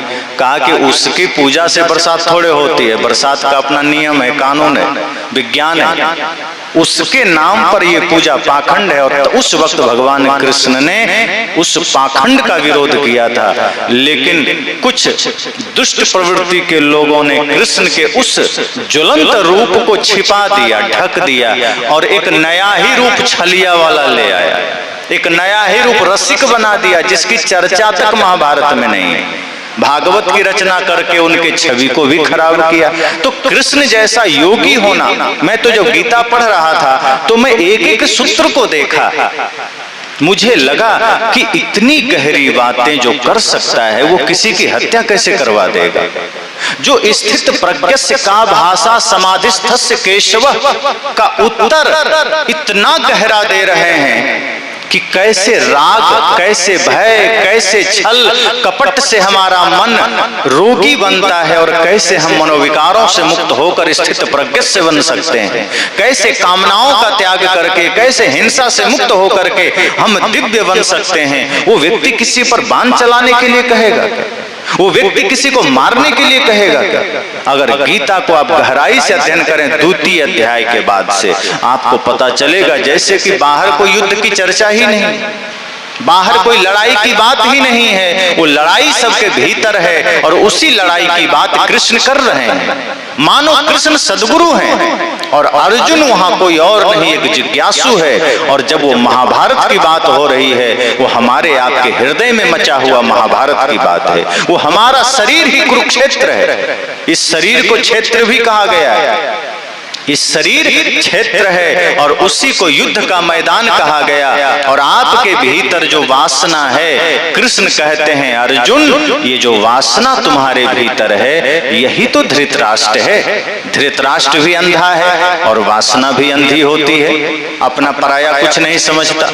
जिसके भीतर वासना आ गई वो अपना पराया नहीं समझता, वो कुकर्म कर लेता है। कृष्ण कहते हैं अर्जुन, ये वासना धृतराष्ट्र है और तुम्हारे भीतर जो वासना है समझना यही धृतराष्ट्र है। और जो तुम्हारी बुद्धि कुंठित हो गई है यही तो कर्ण है। ये कर्ण कोई बाहर थोड़े है, तुम्हारी कुंठित बुद्धि ही कर्ण है। जब बुद्धि कुंठित हो जाती है तो कितना भी बड़ा साहसी आदमी हो, ज्ञानी आदमी हो, वो गलत छोड़ता नहीं है, फिर वो अधर्म करने लग जाता है। वही तो कर्ण ने किया। तो कर्ण का प्रतीक क्या है? वो कुंठित बुद्धि ही कर्ण है और अहंकार ही दुर्योधन है। कृष्ण कहते हैं अर्जुन, ये तुम्हारे भीतर जो अहंकार है वही तो दुर्योधन है। जो सब कुछ मिट जाए तो मिट जाए पर अहंकार न मिटे, अपना रुतबा बना रहना चाहिए। और ये जो दुराचार है तुम्हारे भीतर यही तो दुशासन है, जिसने पांचाली का वस्त्र स्पर्श किया था। और ये जो तुम्हारे भीतर कपट है यही तो शकुनी है। कृष्ण ने कहा कि ये समस्त कौरवी सेना तुम्हारे भीतर विराजमान है अर्जुन। और मैं जो तुम्हें धनुष उठाने को कह रहा हूँ, मैं जो तुम्हें बाण चलाने को कह रहा हूँ, ये किसी बाहर किसी को मारने की बात नहीं, ये बाहर का कोई बाण नहीं। ये बाण तो ज्ञान का है, ये वैराग्य का है, ये ज्ञान विवेक, ये बाण विवेक का है। और ये विवेक का बाण, ज्ञान का बाण तुम्हें चलाना है अपनों पर नहीं, बाहर किसी रिश्तेदार पर नहीं। तुमने भीतर जिस अहंकार को अपना परिवार माना है, जिस कुंठा को अपना परिवार माना है, जिस वासना को अपना परिवार माना है, जिस कपट को अपना परिवार माना है, अर्जुन ये तेरा परिवार नहीं है, ये तेरा विनाश करने वाला है। इसलिए ये ज्ञान का बाण उठाओ और ये वासना को मारो, ये अहंकार को मारो, ये कपट को मारो, ये छल को मारो, ये कुंठा को मारो, ये दुराचार को मारो। तो कृष्ण कहते हैं अपने भीतर के समस्त विकार की कौरवी सेना को मार दो, तब क्या होगा? शांति रूपी द्रौपदी आपके हृदय में पुनः लौट आएगी, खुशहाली आ जाएगी, शांति आ जाएगी, और ये जीवन जो अधर्म के प्रति जितना तुम प्रेम से भरे थे, वो अधर्म जैसे ही नष्ट होगा, तुम्हारे हृदय में धर्म का सूरज उदय हो जाएगा, फिर शांति ही शांति है। तो जब आप गीता पढ़ते हैं तो यही तो पता चलता है, क्योंकि संत जन हमें इसी रूप में समझाते हैं। तो गीता के अलग अलग रूप भी लोग कर दिए, भागवत में कृष्ण को छलिया भी बना दिए, रसिया भी बना दिए, ना जाने क्या क्या रूप बना दिए, रास कर रहे हैं, नाच रहे हैं, राधा के साथ नाच कर रहे हैं। कृष्ण का असली रूप लोगों ने बर्बाद कर दिया। तो कबीर साहब कहते हैं कि जितने भी ज्ञान की बातें हैं, ध्यान की बातें हैं, धर्म की बातें हैं, प्रेम की बातें हैं, वो जब हम जीवन में उतारेंगे और अपने सभी महापुरुषों से सत्य ग्रहण करेंगे, तब जीवन में परिवर्तन आएगा। तो राम को अगर हम मानते हैं तो राम की मर्यादा को माने, कृष्ण को मानते हैं तो कृष्ण के योग को, प्रेम को, भक्ति को माने। इसी तरह भगवान बुद्ध को अगर मानते हैं तो उनकी करुणा को देखें, उनके विशालतम प्रेम को देखें। अगर भगवान महावीर को मानते हैं तो उन्होंने अहिंसा पर जोर दिया, हम उनकी अहिंसा को देखें। और सदगुरु कबीर ने तो सारी बातें एक साथ कह दी। उनका तो हर पहलू उतना ही ज्योतिर्मय है जितना कि प्रेम का पहलू है, अहिंसा का पहलू है, सत्य का पहलू है, दया का पहलू है। सदगुरु कबीर इसलिए इकलौते संत हैं जो शिरोमणि, जो संत सम्राट हैं, क्योंकि उनकी स्थितियां भी अलग थी, उनके पास चुनौतियां भी बहुत अलग थी।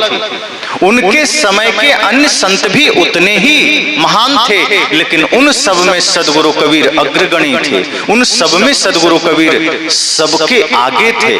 और इसलिए वर्तमान उस समय के जितने संत हुए, उन्होंने भी सदगुरु कबीर को गुरु रूप में देखा। चाहे गुरु नानक देव जी हों, चाहे संत रैदास जी हो, चाहे मीराबाई हो, चाहे उस वक्त नाभादास जी हो, जितने भी अन्य संत हुए, दादू दयाल, पीपा पलटू, दरिया साहब, सबने सदगुरु कबीर को अपना श्रेष्ठ समझा कि नहीं, सदगुरु कबीर ही हमारे रास्ता दिखाने वाले। इसलिए कबीर साहब की वाणी को गुरु ग्रंथ साहिब में नानक देव ने अंकित किया। उनकी वाणियों को गुरु ग्रंथ साहिब में आप पढ़ सकते हैं, ज्यों को त्यों सारी वाणियां मूल रूप में मिल जाएगी। 30% गुरु ग्रंथ साहिब में अगर 100% आप देखेंगे तो उसमें से 30% सदगुरु कबीर की वाणी। कोई व्यक्ति किसी संत की वाणी अपनी मूल ग्रंथ में अगर ज्यों का त्यों लिखा हो, इसका मतलब नानक देव कितनी आस्था रखते होंगे कबीर साहब में, नानक देव कितना श्रेष्ठ मानते होंगे सदगुरु कबीर को, कि उन्होंने उसमें जोड़ा भी नहीं, कुछ इधर उधर भी नहीं किया, ज्यों का त्यों उनकी सारी बातें लिख दी कि नहीं, इनकी बातें समाज तक जानी चाहिए, हमारे लोगों तक भी जानी चाहिए। लेकिन लोगों ने क्या किया, उन्हें ग्रंथ को ही गुरु बना करके ढक के रख दिया कि तुम पढ़े रहो, अब कोई मतलब नहीं, पढ़ने से कोई मतलब नहीं, किताब पढ़ने के लिए होता है, लोग ढक दिए। वही हम लोग भी करते हैं। आज लोगों ने रामायण को भी लाल कपड़े में, पीला कपड़े में ढक के घर में रख दिया, अगरबत्ती जलाने लगे। अब बहुत से लोग अब बीजक के साथ भी वही करते हैं, पीला कपड़ा में, लाल कपड़ा, सफेद कपड़ा में ढक करके रख दिया और दिया जला रहा। अरे वो किताब है पढ़ने के लिए, शास्त्र है ज्ञान लेने के लिए, वो ढकने के लिए नहीं। लेकिन हम नकल करने में आगे, किसी ने कुछ किया तो हम भी वही करने लगते हैं। सदगुरु कबीर वही दृष्टि हमें देते हैं, पाखंड से मुक्ति का दृष्टि, और अपने भीतर प्रेम को जागृत भी करना है। ऐसा नहीं कि पाखंड से मुक्ति हो जाएगी सरलता से। जब भीतर दिव्य दृष्टि जगेगी, जब भीतर की अंतर्दृष्टि जगेगी, तब पाखंड समझ में आएगा। अभी तो हम बहुत सी चीजें पाखंड कर रहे होते हैं, पता ही नहीं चलता। गुरु के नाम पर, संप्रदाय के नाम पर, परंपरा के नाम पर, पूर्वजों के नाम पर बहुत सारे पाखंड चलते हैं। कई लोग तो कहते हैं क्या करें, पूर्वज से चला आया है, कैसे ना माने। अरे पूर्वज से चला आया है तो कोई जरूरी है मानोगे? अगर पूर्वज के समय में ज्यादा विकसित ज्ञान नहीं था, उनसे भूलें होती थी, तो क्या आज उन भूलों को सुधारा नहीं जा सकता? क्या उन बुराइयों को छोड़ा नहीं जा सकता? 100 साल पहले छोड़ो, 20-25 साल पहले किया जाने वाला कितना काम छूट चुका। पहले का समय था जब मोबाइल नहीं था, पत्र भेजे जाते थे। अब मोबाइल आया तो सबने पत्र छोड़ दिया ना, मोबाइल पकड़ लिए, नंगे पैर चलते थे। घास की सड़कें होती थी, मिट्टी की सड़कें, आप नंगे पैर चलते थे। अब तो जूता रसोई घर में भी नहीं खुलता है, इतना अपडेट जमाना आ गया। जूता पहने हम रसोई में चले जाते हैं। कहीं मंदिर में जाना हो तो आदमी इशारा करता है, जूता पहना हो नहीं आ सकता, प्रसाद बाहर आकर दे दीजिए। अब आदमी इतना अपडेट हो गया कि जूता खोलने में दिक्कत हो रही है। ये नहीं कि गुरु के पास मंदिर में जूता खोले पहुंच जाए, लेकिन नहीं, जूता नहीं खुलना चाहिए भले ही मंदिर में ना जाए।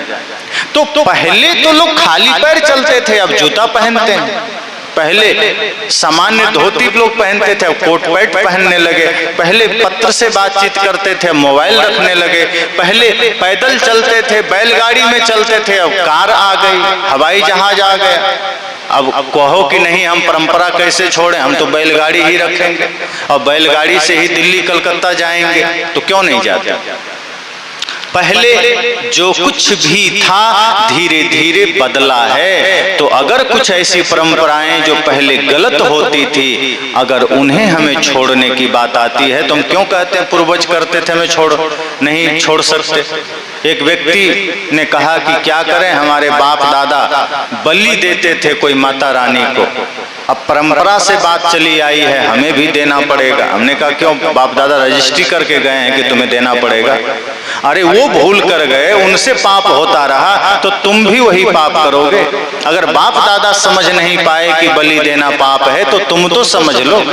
कौन ऐसी माता है जो बलि से खुश होती है? और यदि कोई आपको ये समझा रहा है कि बलि देने से माता खुश हो जाती है, फिर वो माता कैसे हो सकती? फिर वो माता नहीं हो सकती, फिर वो जगत जननी नहीं हो सकती है। तो बलि देने से कोई माता खुश हो गई, ये पूर्वज ने बता दिया। हम बलि दिए जा रहे हैं, पूजा किए चले जा रहे हैं, पाखंड किए चले जा रहे हैं, श्राद्ध किए चले जा रहे हैं। तो बहुत सारे आडंबर है जो हम परंपरा के दबाव में करते हैं। सदगुरु कबीर ने सब पर कहा कि नहीं ये मत करना, इंसान बनिए। मूल जो उनकी बात है वो इंसान बनने की, मानव बनने की है, प्रेम में जीने की है, समता मैत्री में जीने की है कि आप थोड़ा ही जीवन बिताइए, लेकिन आपस में ऐसा बिताइए कि जैसे कि आपके लिए वो परमात्मा हो और आप उसके लिए आप परमात्मा हैं। अगर भाई भाई में, पति पत्नी में इस तरह के भाव हो जाएं, मित्र मित्र में, पड़ोसी पड़ोसी में, क्रेता विक्रेता में इस तरह का भाव हो जाए तो धरती पर सारे पाप नष्ट हो जाएंगे, सारी समस्याएं नष्ट हो जाएगी। लेकिन आज हर कोई दूसरे को अपना क्या कहते हैं भोजन समझता है कि जैसे हमें मौका मिल गया। आप कहीं चले जाइए दुकानदार के पास तो दुकानदार आप में भगवान को नहीं देखता, उसे लगता है एक बकरा चला आया, कैसे लूट लें इसको। और अगर आप थोड़ा चालाक हैं, तेज हैं, तो किसी तरह बार्गेनिंग करेंगे तो थोड़ा राहत मिलेगी। वरना आप रिक्शे वाले के पास चले जाइए, रिक्शा वाला भी अगर जान लिया कि आप इस शहर के नहीं हैं तो 10 रुपया किराया है, आपको 30 ना कहे तो बताना। वो जानता है 30 लेना पाप है, लेकिन वो जानता है कि नया आदमी है, इसको कुछ पता नहीं है, हम 10 के बजाय 3 आदमी से जितना कमाएंगे एक ही से कमा ले। वो 30 बोल देगा आपको, आप कितना भी कम कराइएगा तो 20 तक आइएगा, 10 तो फायदा कर लिया। तो जब एक रिक्शा चलाने वाला इस स्तर पर पाप कर रहा है तो सोचिए कि आदमी कहाँ जा रहा है। और ऐसा नहीं कि भगवान को नहीं मानता होगा, ऐसा नहीं कि किसी गुरु को नहीं मानता होगा। मैं वृंदावन गया एक बार, तो वहां जब मुझे रिक्शा लेना हुआ तो मुझे पता नहीं था, तो मैंने कहा जाना है मुझे थोड़ी दूर, 2-3 किलोमीटर होगा। उसने कहा 50 रुपये लगेंगे। तो मैंने पता किया कितना किराया का, 20 रुपया। तो मैंने कहा तुमने 50 क्यों बोला? तो हंसने लगा। मैं कहा ये जान तुमने अंदाजा लगा लिया मैं बाहर का हूँ। कहा हाँ। तो मैं कहा तो अगर तुम्हें पता है कि बाहर के हैं तो तुम्हें तो और कम बताना चाहिए, ताकि इस तीर्थ भूमि में बाहर से और लोग आवे, उनकी छवि अच्छी बने। तुम 50 बता करके वृंदावन की छवि खराब कर रहे हो। तुम जैसे लोग जो भगवान की नगरी को तुम बदनाम कर रहे हो, ताकि कोई दूसरा आदमी जाने में भी घबराए कि वहां तो लूटने वाले बैठे। होटल में चले जाइए, सामान्य किराया 800 रुपया एसी रूम का है। अगर जान लिया कि आप बाहर से आए हैं, सीधे कहेगा 1800 रुपया लगेगा। अब आप 1500 फिर भी देंगे, मजबूरी है, कहाँ जाएंगे। तो होटल वाला भी भगवान कृष्ण की नगरी में बैठकर लूटने के लिए बैठा है, वो भगवान की भक्ति के लिए नहीं बैठा है।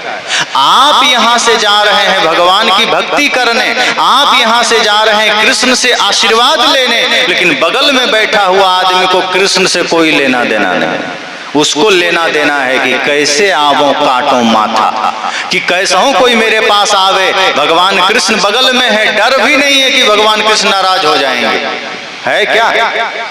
नाव वाले के पास जाइए 10 का 100 मांग लेगा, होटल वाला के पास जाइए, कपड़े वाले के पास जाइए, प्रसाद वाले के पास जाइए, रिक्शा वाले के पास जाइए, जूस वाले के पास जाइए, होटल में भोजन करने के लिए जाइए, सीधे 4 गुना रेट आपसे लेगा। क्यों? क्योंकि वो वहां बैठकर भी भगवान से डर नहीं रहा है। आप यहाँ से डरते हुए जा रहे हैं कि भगवान कृपा करना, वहां बैठकर वो पाप कर रहा है।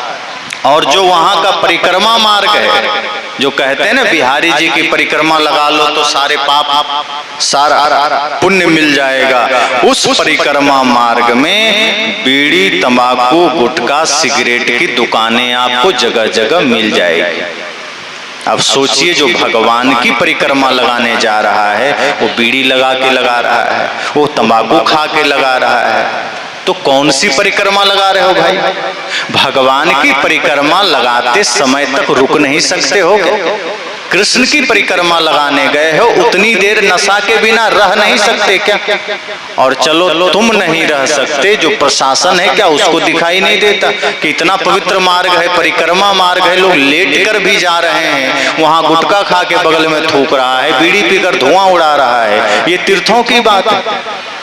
तो आदमी हर जगह लूट रहा है और लुटाने के लिए जा रहा है, उसे किसी में परमात्मा का दर्शन नहीं हो रहा है, उसे किसी में भगवान का दर्शन नहीं हो रहा है। अब जिसको सामने जिंदा आदमी में भगवान नहीं दिख रहा है, वो मंदिर में जाके देख रहा होगा क्या? पत्थर में दिखेगा उसको? आप ही बताइए, जिसको खुले आकाश में सूरज का दर्शन नहीं होगा, वो कमरा में कैसे देखेगा? जिस आदमी को आंखों से सूरज का दर्शन नहीं होगा, अगर उसकी आंखें फूट जाए तब कैसे होगा? वही तो हो रहा है कि जीवित प्राणियों में भगवान दिख नहीं रहा है, मित्र में, भाई में, माता पिता में, पड़ोसी में, ग्राहक में परमात्मा नहीं दिख रहा है, लेकिन पत्थर की मूर्ति में देखने के लिए आदमी तूफान मचा रहा है, हड़बड़ी मचा रहा है। सदगुरु कहते हैं कि जिस दिन तुम जीवित प्राणियों में भगवान को देख लोगे, उस दिन वहीं परिक्रमा हो जाएगी। जहाँ जहाँ डोलो सो परिक्रमा, जो कुछ करो सो पूजा। सदगुरु कहते हैं कि मंदिर जाकर तुम परिक्रमा लगाते हो, वो परिक्रमा तो छोटी बात है, अगर मन तुमने निर्मल कर लिया, पवित्र कर लिया, तो साहब कहते हैं तुम खेत भी जाओगे तो परिक्रमा हो गई, तुम खलिहान भी जाओगे, दफ्तर भी जाओगे, दुकान भी जाओगे तो समझना वो परिक्रमा ही है। लेकिन अगर मन गंदा है और तुम वृंदावन की परिक्रमा लगा लो, गोवर्धन की लगा लो, अयोध्या की लगा लो, कुछ फल मिलने वाला नहीं है, क्योंकि वहां भी तुम गंदा मन लेकर जाओगे। तो सदगुरु कहते हैं कि तुम तो किसी में परमात्मा देखते ही नहीं, और तीर्थ नगरी में भी तुम चले गए तो ग्राहक में तुम परमात्मा नहीं देखते हो, किसी भी व्यक्ति में तुम भगवान को नहीं देखते हो, बल्कि तुम यह देखते हो कि यह व्यक्ति को हम कैसे लूट लें, कैसे हम इसको नंगा करके भेजें। अगर आप विरोध ना करें तो 100 रुपया बोले और 100 रुपया आप दे दें तो खुश होता है कि चलो ये आदमी फंस गया। तो सोचो, तीर्थों के नाम पर ये हो रहा है, भगवान के नाम पर ये हो रहा है, तो कोई किसी में भगवान कहाँ देख रहा है, कोई किसी में परमात्मा कहाँ देख रहा है।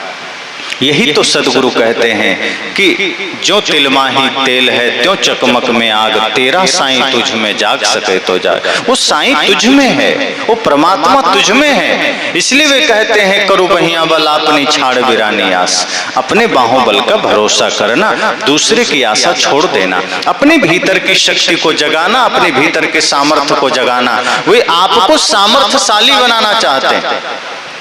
वे कहते हैं कि अगर आप अपने भीतर की शक्ति को जान लेंगे तो आप बहुत से आडंबर से मुक्त हो जाएंगे, बहुत से परेशानियों से मुक्त हो जाएंगे। अगर अपने जीवन यापन के बहुत से चीजें आप जान लेते हैं तो कितनी सरलता होती। जैसे आप घर में रहते हैं, मान लीजिए आपका नल खराब हो गया, छोटी सी बातों से आप समझिए, या आपका पंखा खराब हो गया, आपका बाजा खराब हो गया, कुछ भी चीजें अगर आपकी खराब हो गई, लाइट नहीं जल रही है, तो फिर आप अगर कुछ भी नहीं जानते हैं तो आपको मिस्त्री बुलाना पड़ेगा। हो सकता है बहुत छोटी सी समस्या हो सकता है बहुत थोड़ा सा कोई त्रुटि हो, लेकिन अगर मिस्त्री आ गया तो 2-4-500 लेकर जाएगा कि नहीं, क्योंकि वो आप कुछ नहीं जानते तो आपको बता देगा नहीं इसमें इतना बड़ा फॉल्ट था, इतनी बड़ी त्रुटि थी। और हो सकता है रात को 10-11 बजे कुछ खराब हो जाए, तब क्या करेंगे, तो मिस्त्री तो दूसरे दिन आएगा। तब आप क्या करते हैं, आजकल लोग थोड़ा थोड़ा सीखते हैं। बहुत लोग अपने से थोड़ा बड़ा बिजली का काम सीख लेंगे, पानी का काम सीख लेंगे।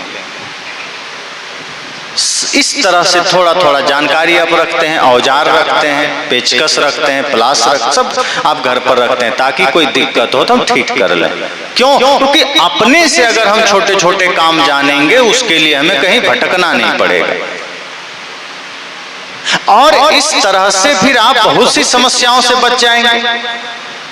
तो व्यवहारिक जगत में आपको इतना ख्याल आ गया कि थोड़ा थोड़ा सब कुछ जानना चाहिए। सदगुरु कहते हैं यही तो मैं आपसे कहता हूं कि आप अपने भीतर भी देख लीजिए कि शांति का मार्ग आपसे ही निकलता है, प्रेम का मार्ग आपसे ही निकलता है, आनंद का मार्ग आपसे ही निकलता है। इसके लिए किसी प्लम्बर को खोजने की जरूरत नहीं है, इसके लिए किसी एजेंट को खोजने की जरूरत नहीं है, इसके लिए किसी मंदिर मस्जिद गिरजाघर गुरुद्वारे में जाने की जरूरत नहीं है। आप अपने आंखें बंद करिए, अपने भीतर झांकिए और अपने मन को एक बार निहारिए। आपको दिखाई देगा मन में कहां कहां विकार है, कहां कहां दोष है, उसे मिटा दीजिए। जब आप मन के विकारों को मिटा लेंगे, दोषों को मिटा लेंगे, आप समझ जाना आधी से अधिक समस्या का समाधान हो गया। फिर आपको बाहर भटकने की जरूरत नहीं। और अगर कभी जाना भी पड़े तो ऐसे संत, ऐसे गुरु के पास जाइए जो आपको समस्त दुखों से मुक्ति का मार्ग बता सके। सच्चे गुरु वो हैं जो आपको मार्ग बताए।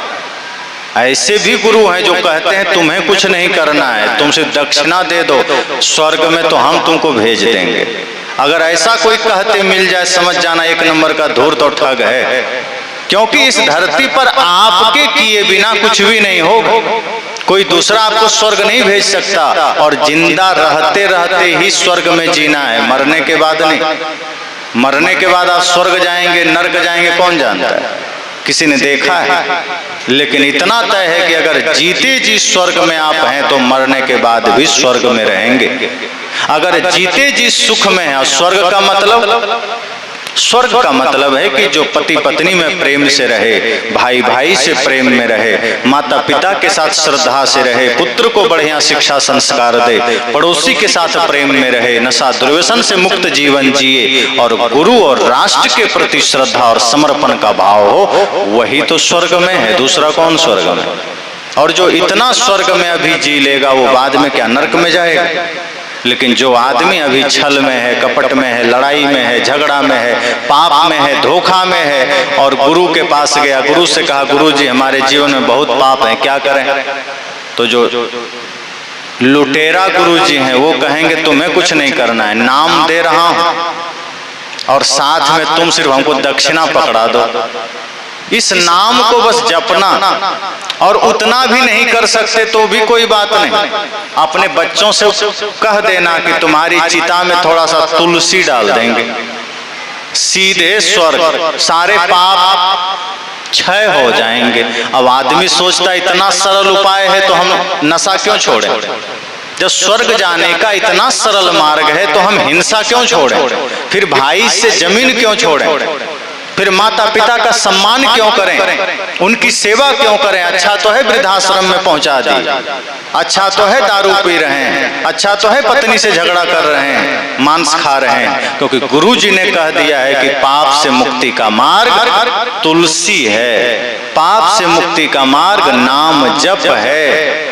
लेकिन इसी वजह से आज पाप मिट नहीं रहा है, अधर्म मिट नहीं रहा है। इन्हीं सारे पाप से भरे हुए टोकरी के लिए सदगुरु कबीर हमें समझाते हैं, कहते हैं कि मेरे भाई अपने भीतर देखो, अपने भीतर के विकारों को देखो। जब तक तुम्हारा मन गंदा है, जब तक तुम्हारे मन में विकार हैं, कोई स्वर्ग कोई मोक्ष तुम्हें नहीं मिलेगा। जीते जी अपने मन को निर्मल कर लो। पति पत्नी में जिस दिन प्रेम से तुम रहने लगोगे, पड़ोसी पड़ोसी में जिस दिन तुम प्रेम से रहने लगोगे, भाई भाई में जिस दिन तुम प्रेम से रहने लगोगे, और अपने देश के प्रति जिस दिन तुम्हें सम्मान और श्रद्धा का भाव जग जाएगा, उसी दिन तुम समस्त शांति को पा जाओगे, आनंद को पा जाओगे, स्वर्ग को पा जाओगे। वरना मरने के बाद तो तुम नरक में ही जाओगे, जीते जी भी नरक में, मरने के बाद भी नरक में। तो सदगुरु कबीर ने हमें जीने का सरल मार्ग दिया। इसलिए बहुत लोगों को सदगुरु कबीर खटकते हैं, क्योंकि सदगुरु कबीर ने बहुत लोगों की पेट पर लात मार दी। क्योंकि बहुत लोगों ने कहा कि नाम जपने से मुक्ति मिल जाएगी, कबीर साहब ने कहा नहीं मिलेगी। तो जो नाम जपना सिखाते थे उनका तो भोजन की व्यवस्था खत्म हो गई। कुछ लोगों ने कहा श्राद्ध करके हम तुम्हारे पूर्वज को, हम तुम्हारे पितर को स्वर्ग में भेज देंगे। कबीर साहब ने कहा ऐसी कोई व्यवस्था नहीं है, ये छल है, तो उनको भोजन भी मारा चला गया। कुछ लोगों ने कहा कि तुम सिर्फ गंगा में जाओ, नहाना भी मत, 400 कोस से सिर्फ गंगा का नाम ले लेना, तुम्हारे पाप मिट जाएंगे। कबीर साहब ने कहा ऐसा संभव ही नहीं है, पाप मन का विकार है, मन के विकार को धोना पड़ेगा। गंगा में आप जाएंगे तो गंगा का जल आपके शरीर के मैल को धोएगी, और पाप शरीर में चिपका हुआ है। कहां पर चिपका है पाप? पाप मन का विकार है, और मन का विकार पानी से नहीं धुलता, ज्ञान से धुलता है, ध्यान से धुलता है। सदगुरु कबीर कहते हैं ध्यान में उतरना पड़ेगा, ज्ञान में उतरना पड़ेगा। गंगा पवित्र नदी है क्योंकि वो जीवन दायिनी है। आज आप बोर कर लिए, नल गाड़ लिए, पहले तो लोग नदियों से ही पानी पीते थे, और जो जीवन देती थी नदियां, इसलिए हमने उन्हें माँ कह दिया। और वो मातृ रूप ही है, प्रकृति की माँ है, क्योंकि वो जीवन पालती है। लेकिन वो माँ है तो उसकी स्वच्छता का ध्यान रखो, उसकी पवित्रता का ध्यान रखो, क्योंकि वो कितनी मानवता का उद्धार करती है। कितने लोग उसके किनारे जल पीते हैं, और आज उनकी दुर्गति हमने क्या कर दी है, पैर धोने में भी मन खराब हो जाए, इतना गंदा कर दिया। और कौन किया? पाकिस्तान के लोग की, चीन का। भारत के वही लोग किए जो कहते हैं हम गंगा को मां मानते हैं। तो सदगुरु कबीर ने समस्त पाखंड को मिटाना चाहा। आपको विवेक की दृष्टि देनी चाहिए, लेकिन हम अपनी आंख बंद रखेंगे तो कबीर को नहीं समझ सकते। सदगुरु कबीर को समझना है तो सदगुरु कबीर की आंख चाहिए। अगर हम भ्रम की आंख से, आडंबर की आंख से, पाखंड की आंख से कबीर साहब को देखेंगे तो हम पहचान नहीं पाएंगे। जैसे सूरज को देखना है तो रात में देख पाएंगे क्या? आधी रात में आप सोचें कि हम बड़ा टॉर्च लेकर सूरज को देख लें, तो कितना बड़ा भी टॉर्च ले आएंगे सूरज दिखाई नहीं देगा। न चांद के प्रकाश में सूरज को देखा जा सकता है, न लाखों वाट बल्ब के प्रकाश में सूरज को देखा जा सकता है। सूरज को सूरज के ही प्रकाश से देखा जा सकता है। इसी तरह सदगुरु कबीर को समझना हो, जानना हो, तो सदगुरु कबीर की आंख चाहिए, उनका ही दृष्टिकोण चाहिए, तब वो समझ में आएंगे। और जिस दिन कबीर समझ में आ गए, ये सब समस्या मिट जाएगी, इस समाज में सारे विद्रोह मिट जाएंगे, सारी जातियां एक होकर के सिर्फ मानव बन जाएगी, ये सारी रूढ़िवादिता खत्म हो जाएगी, ये सारी सांप्रदायिक झगड़े मिट जाएंगे, इंसानियत ही हमारा धर्म हो जाएगा, अर्थात सत्य, हिंसा, प्रेम, करुणा ही हमारा धर्म हो जाएगा। और यही सदगुरु कबीर का लक्ष्य था। इसलिए उन्होंने जहां जब जैसा जरूरत हुआ कहा, डरे नहीं, और न तो थके, न रुके, न डरे। आज तो हम सोचते हैं कुछ कह दें तो लोग नाराज ना हो जाए। कबीर साहब ने कहा सत्य कहना हो तो नाराज होने की चिंता नहीं है मुझे। अगर गलत हो रहा है समाज में तो मुझे नाराज होने की चिंता नहीं, चाहे कोई मारे। वो तो कहते ही थे, साच कहूं तो मारन धावे, झूठे जग पतियाना। कि सत्य कहता हूं तो संसार के लोग मारने दौड़ते हैं, झूठे को विश्वास कर लेते हैं। लेकिन इसका अर्थ यह नहीं है कि कबीर साहब ने कहना छोड़ दिया। वो कहते रहे, विरोध करते रहे, चलते रहे और अंतिम तक कहते रहे। जीते जी तो कहे ही, मरने के समय भी उन्होंने पाखंड पर ही प्रहार किया। 120 साल में धरती से उन्होंने अपनी यात्रा पूरी की। लेकिन उस वक्त सोचिए, जरा विचार करिए, 70-80 के होते ही आदमी कहता है हम चल नहीं पाएंगे, अब विश्राम का समय है। और 90 हो गया तब तो बहुत कम लोग हैं जो ठीक से चल पाएंगे, 100 पर तो बहुत मुश्किल। पर सदगुरु कबीर 120 वर्ष के हो गए, फिर भी कहते हैं नहीं, मुझे काशी में नहीं मरना। लोगों ने कहा ये कौन बात आप कर रहे हैं? पंडित आ गए, सारे विद्वान जन आ गए, कहा सदगुरु कबीर साहब आप ये क्या कह रहे हैं? पूरी दुनिया तरसती है कि मरने के समय हमारा ठिकाना काशी हो, हम काशी में प्राण छोड़ें, और आप काशी में रहते हुए यहां से दूसरे जगह जाना चाहते हैं। कबीर साहब ने कहा हाँ, हम मगहर जाना चाहते हैं। कहा क्यों? साहब ने कहा तुम ही लोग तो कहते हो कि जो मगहर में मरेगा वो गधा होगा। ऐसी बातें शास्त्र में लिखी गई कि जो मगहर में प्राण त्यागेगा वो गधा बनेगा। तो कबीर साहब ने कहा कि तुमने जो भ्रम फैलाया है कि काशी में मरने से स्वर्ग में जाएगा और मगहर में मरने से गधा बनेगा, तो हम भी जा रहे हैं मगहर में ही मरने। का आप ये मत करिए, कितने लोग का आस्था काशी से खत्म हो जाएगी। सदगुरु कबीर ने कहा कि तुम ये कह रहे हो कि काशी में मरने मात्र से मुक्ति मिल जाएगी, स्वर्ग मिल जाएगा। इसका अर्थ तो ये है कि अगर यहाँ कोई बहुत बड़ा दुरात्मा भी आकर मरेगा तो स्वर्ग जाएगा, कोई पापी भी मरेगा तो स्वर्ग जाएगा, कोई व्यभिचारी भी मरेगा तो स्वर्ग जाएगा, लाखों लोग की हत्या करने वाला मरेगा भी तो स्वर्ग जाएगा। फिर राम नाम का क्या? फिर जो तुम राम की भक्ति कर रहे हो, भगवान की भक्ति कर रहे हो, फिर उसका कोई अर्थ ही नहीं निकला। क्योंकि यहाँ तो जो आवे मरे स्वर्ग जाएगा, मतलब यहाँ तुम्हारी भक्ति का कोई महत्व नहीं, तुम्हारी साधना का कोई महत्व नहीं, महत्व काशी का है कि यहाँ जो आएगा वो मुक्ति पा जाएगा।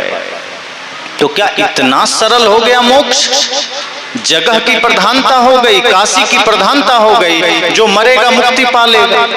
सदगुरु कहते हैं फिर हमारी भक्ति, हमारी साधना, हमारी मन की निर्मलता का क्या हुआ? मतलब जब तक हम काशी में हैं तो हम मुक्ति पा लेंगे, काशी से बाहर जाएंगे तो गधा बन जाएंगे, नरक में चले जाएंगे।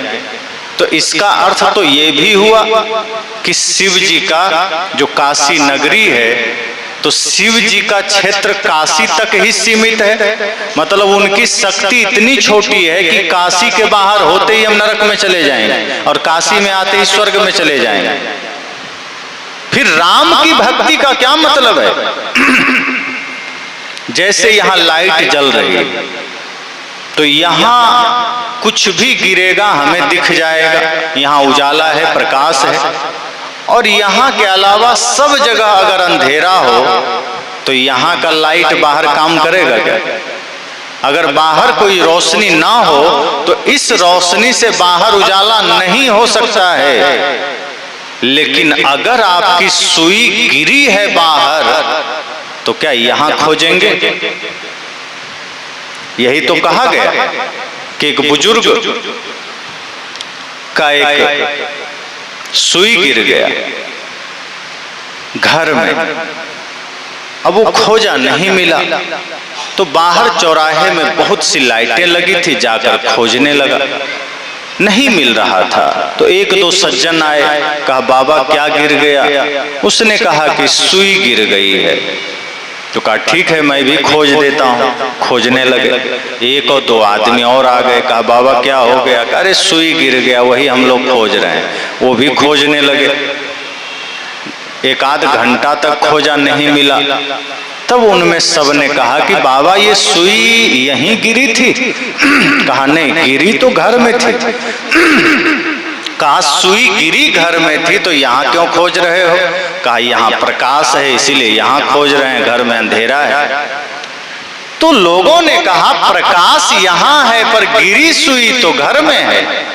तो प्रकाश भले यहाँ है, सुई अगर यहाँ गिरी नहीं है तो घंटा भर नहीं सातों जन्म खोजते रहो कभी नहीं मिलेगी।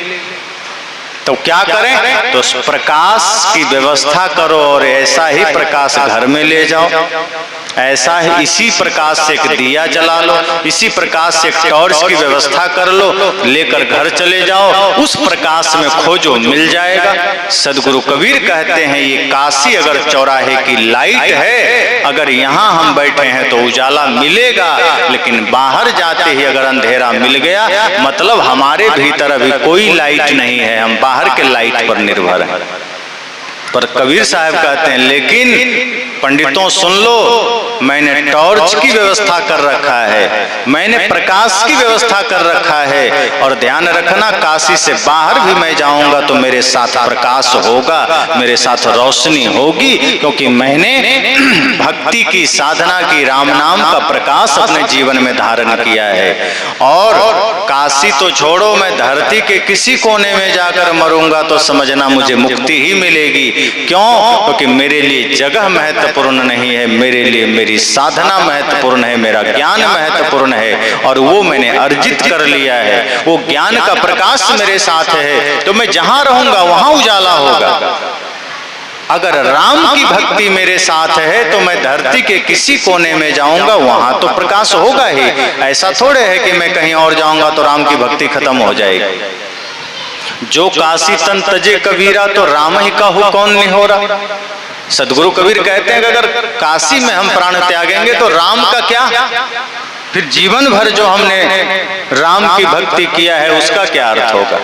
तो इस तरह सदगुरु कबीर ने अंतिम समय में भी संसार को संदेश दिया कि इस भरोसे मत रहना कि गंगा में नहाओगे तो मुक्ति मिल जाएगी, गया में चले जाओगे तो पितरों को मोक्ष मिल जाएगा, कि गंगा सागर में चले जाओगे तो मोक्ष मिल जाएगा। सदगुरु कहते हैं कर्म अच्छा कर लो, घर में भी प्राण छूटे मोक्ष पाओगे। और कर्म अगर घटिया है, कर्म खराब है तो तुम साक्षात वैकुंठ भी चले जाओगे तो नरक में ही जाओगे। इसलिए कर्म अच्छे होने चाहिए। सदगुरु कबीर ने इस बात को कहा, और ऐसा नहीं कि कबीर साहब ने ही कहा, तुलसीदास जी ने भी कहा कर्म प्रधान विश्व रचि राखा, जो जस करें सो तस फल चाखा। अगर कर्म की प्रधानता नहीं होती तो तुलसीदास कह देते कि कर्म प्रधान विश्व रचि राखा नहीं, तब कहते कि जो काशी में मरे वही स्वर्ग पावा, कि जो काशी में मरेगा वही स्वर्ग पावा। उन्होंने कहा नहीं, कर्म प्रधान है, ये विश्व ने रचा है, अर्थात विधि ने रचा है, ये नियति में है कि जो कर्म जैसा करेगा वैसा पाएगा। तो सदगुरु कबीर का समस्त ज्ञान का मूल यही है, जीव दयालु आत्म पूजा, इनसे बढ़कर देव नहीं दूजा। कि समस्त सृष्टि में परमात्मा को देखो, जितने भी जीवित प्राणी हैं, चाहे वो चींटी हो, हाथी हो, आदमी हो, गरीब हो, अमीर हो, छोटा हो, बड़ा हो, सब में परमात्मा को देखना, सबके प्रति करुणा का भाव रखना। और अपना जीवन शुद्ध रखना, पवित्र रखना, निर्मल रखना, नशा दुर्व्यसन मांसाहार से मुक्त रखना। और जब आपका जीवन जीने का ढंग और आपका समाज आपके लिए मंदिर बन जाए, आपका अपना ही जीवन पवित्र बन जाए, तो समझ जाना आपने धर्म धारण कर लिया है, आपने अध्यात्म धारण कर लिया है। और जब तक आपके भीतर प्रेम नहीं, सत्य नहीं, अहिंसा नहीं, करुणा नहीं, तब तक भले ही तिलक धारण किया हो, तब तक भले ही चादर धारण किया हो, तब तक भले ही दंड कमंडल धारण किया हो, तब तक किसी काम का नहीं है। जिस दिन प्रेम धारण किया, समझना उसी दिन बात बन गई। तो इस तरह से सदगुरु कबीर को जिन जिन रूपों में संसार ने समझा, मैंने चर्चा किया। किसी ने ज्ञानी कहा, किसी ने भक्त कहा, किसी ने कवि कहा, किसी ने फकीर कहा, किसी ने काफिर भी कहा, किसी ने परमात्मा कहा, किसी ने संत शिरोमणि कहा, किसी ने संत सम्राट कहा। महत्व यह है कि उन्होंने संसार को क्या दिया। वो कुछ भी आप कह लो, आपकी भावना है, आप उन्हें जो मान लो, निर्गुण मानो, सगुण मानो, लेकिन बात तो वही है कि अगर सदगुरु कबीर की बात हम जीवन में उतार लें तो हमें सरगुण की भी पहचान हो जाएगी, निर्गुण की भी पहचान हो जाएगी। साहब तो कहते हैं सरगुण की करी सेवा, निर्गुण का करी ध्यान, सरगुण निर्गुण से परे तहां हमारा ज्ञान।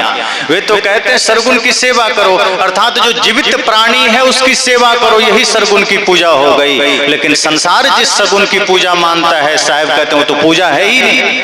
वे कहते हैं सरगुण की करी सेवा, प्राणियों की सेवा करो, ये सरगुण की पूजा हो गई। और निर्गुण का करो ध्यान, अर्थात अपने होने का, जो सब में आत्म तत्व बैठा है, जो निराकार है, जिसे हम देख नहीं सकते हैं, उसको अनुभव करने का ध्यान करो, अर्थात आत्मा में लौटने का प्रयास करो, अपने में आने का ध्यान करो। और साहब कहते हैं मेरा तो ऐसा है, सरगुण निर्गुण से परे, मैं तो दोनों अवस्थाओं से परे है, तभी तो मैं ये चर्चा कर रहा हूं। साहब कहते हैं मैं सरगुण को भी देख रहा हूं, निर्गुण को भी देख रहा हूं। कोई सरगुण को देखता है तो निर्गुण नहीं देख पाता, कोई निर्गुण को देखता है सरगुण को नहीं देख पाता। अर्थात कोई आत्मा की बात करता है तो शरीर को भूल जाता है, कोई शरीर की करता है आत्मा को भूल जाता है, कोई दोनों को भूल जाता है, पत्थर की बात करता है। सदगुरु कहते हैं मैं दोनों से परे होकर सबकी बात करता हूं, आत्मा की भी बात करता हूं, आत्मा जिस शरीर में है उसकी भी बात करता हूं। तो इस तरह से सदगुरु कबीर की इन बातों को हमें समझना है। और अभी मैं अपनी बातों को यहीं विराम दे रहा हूं।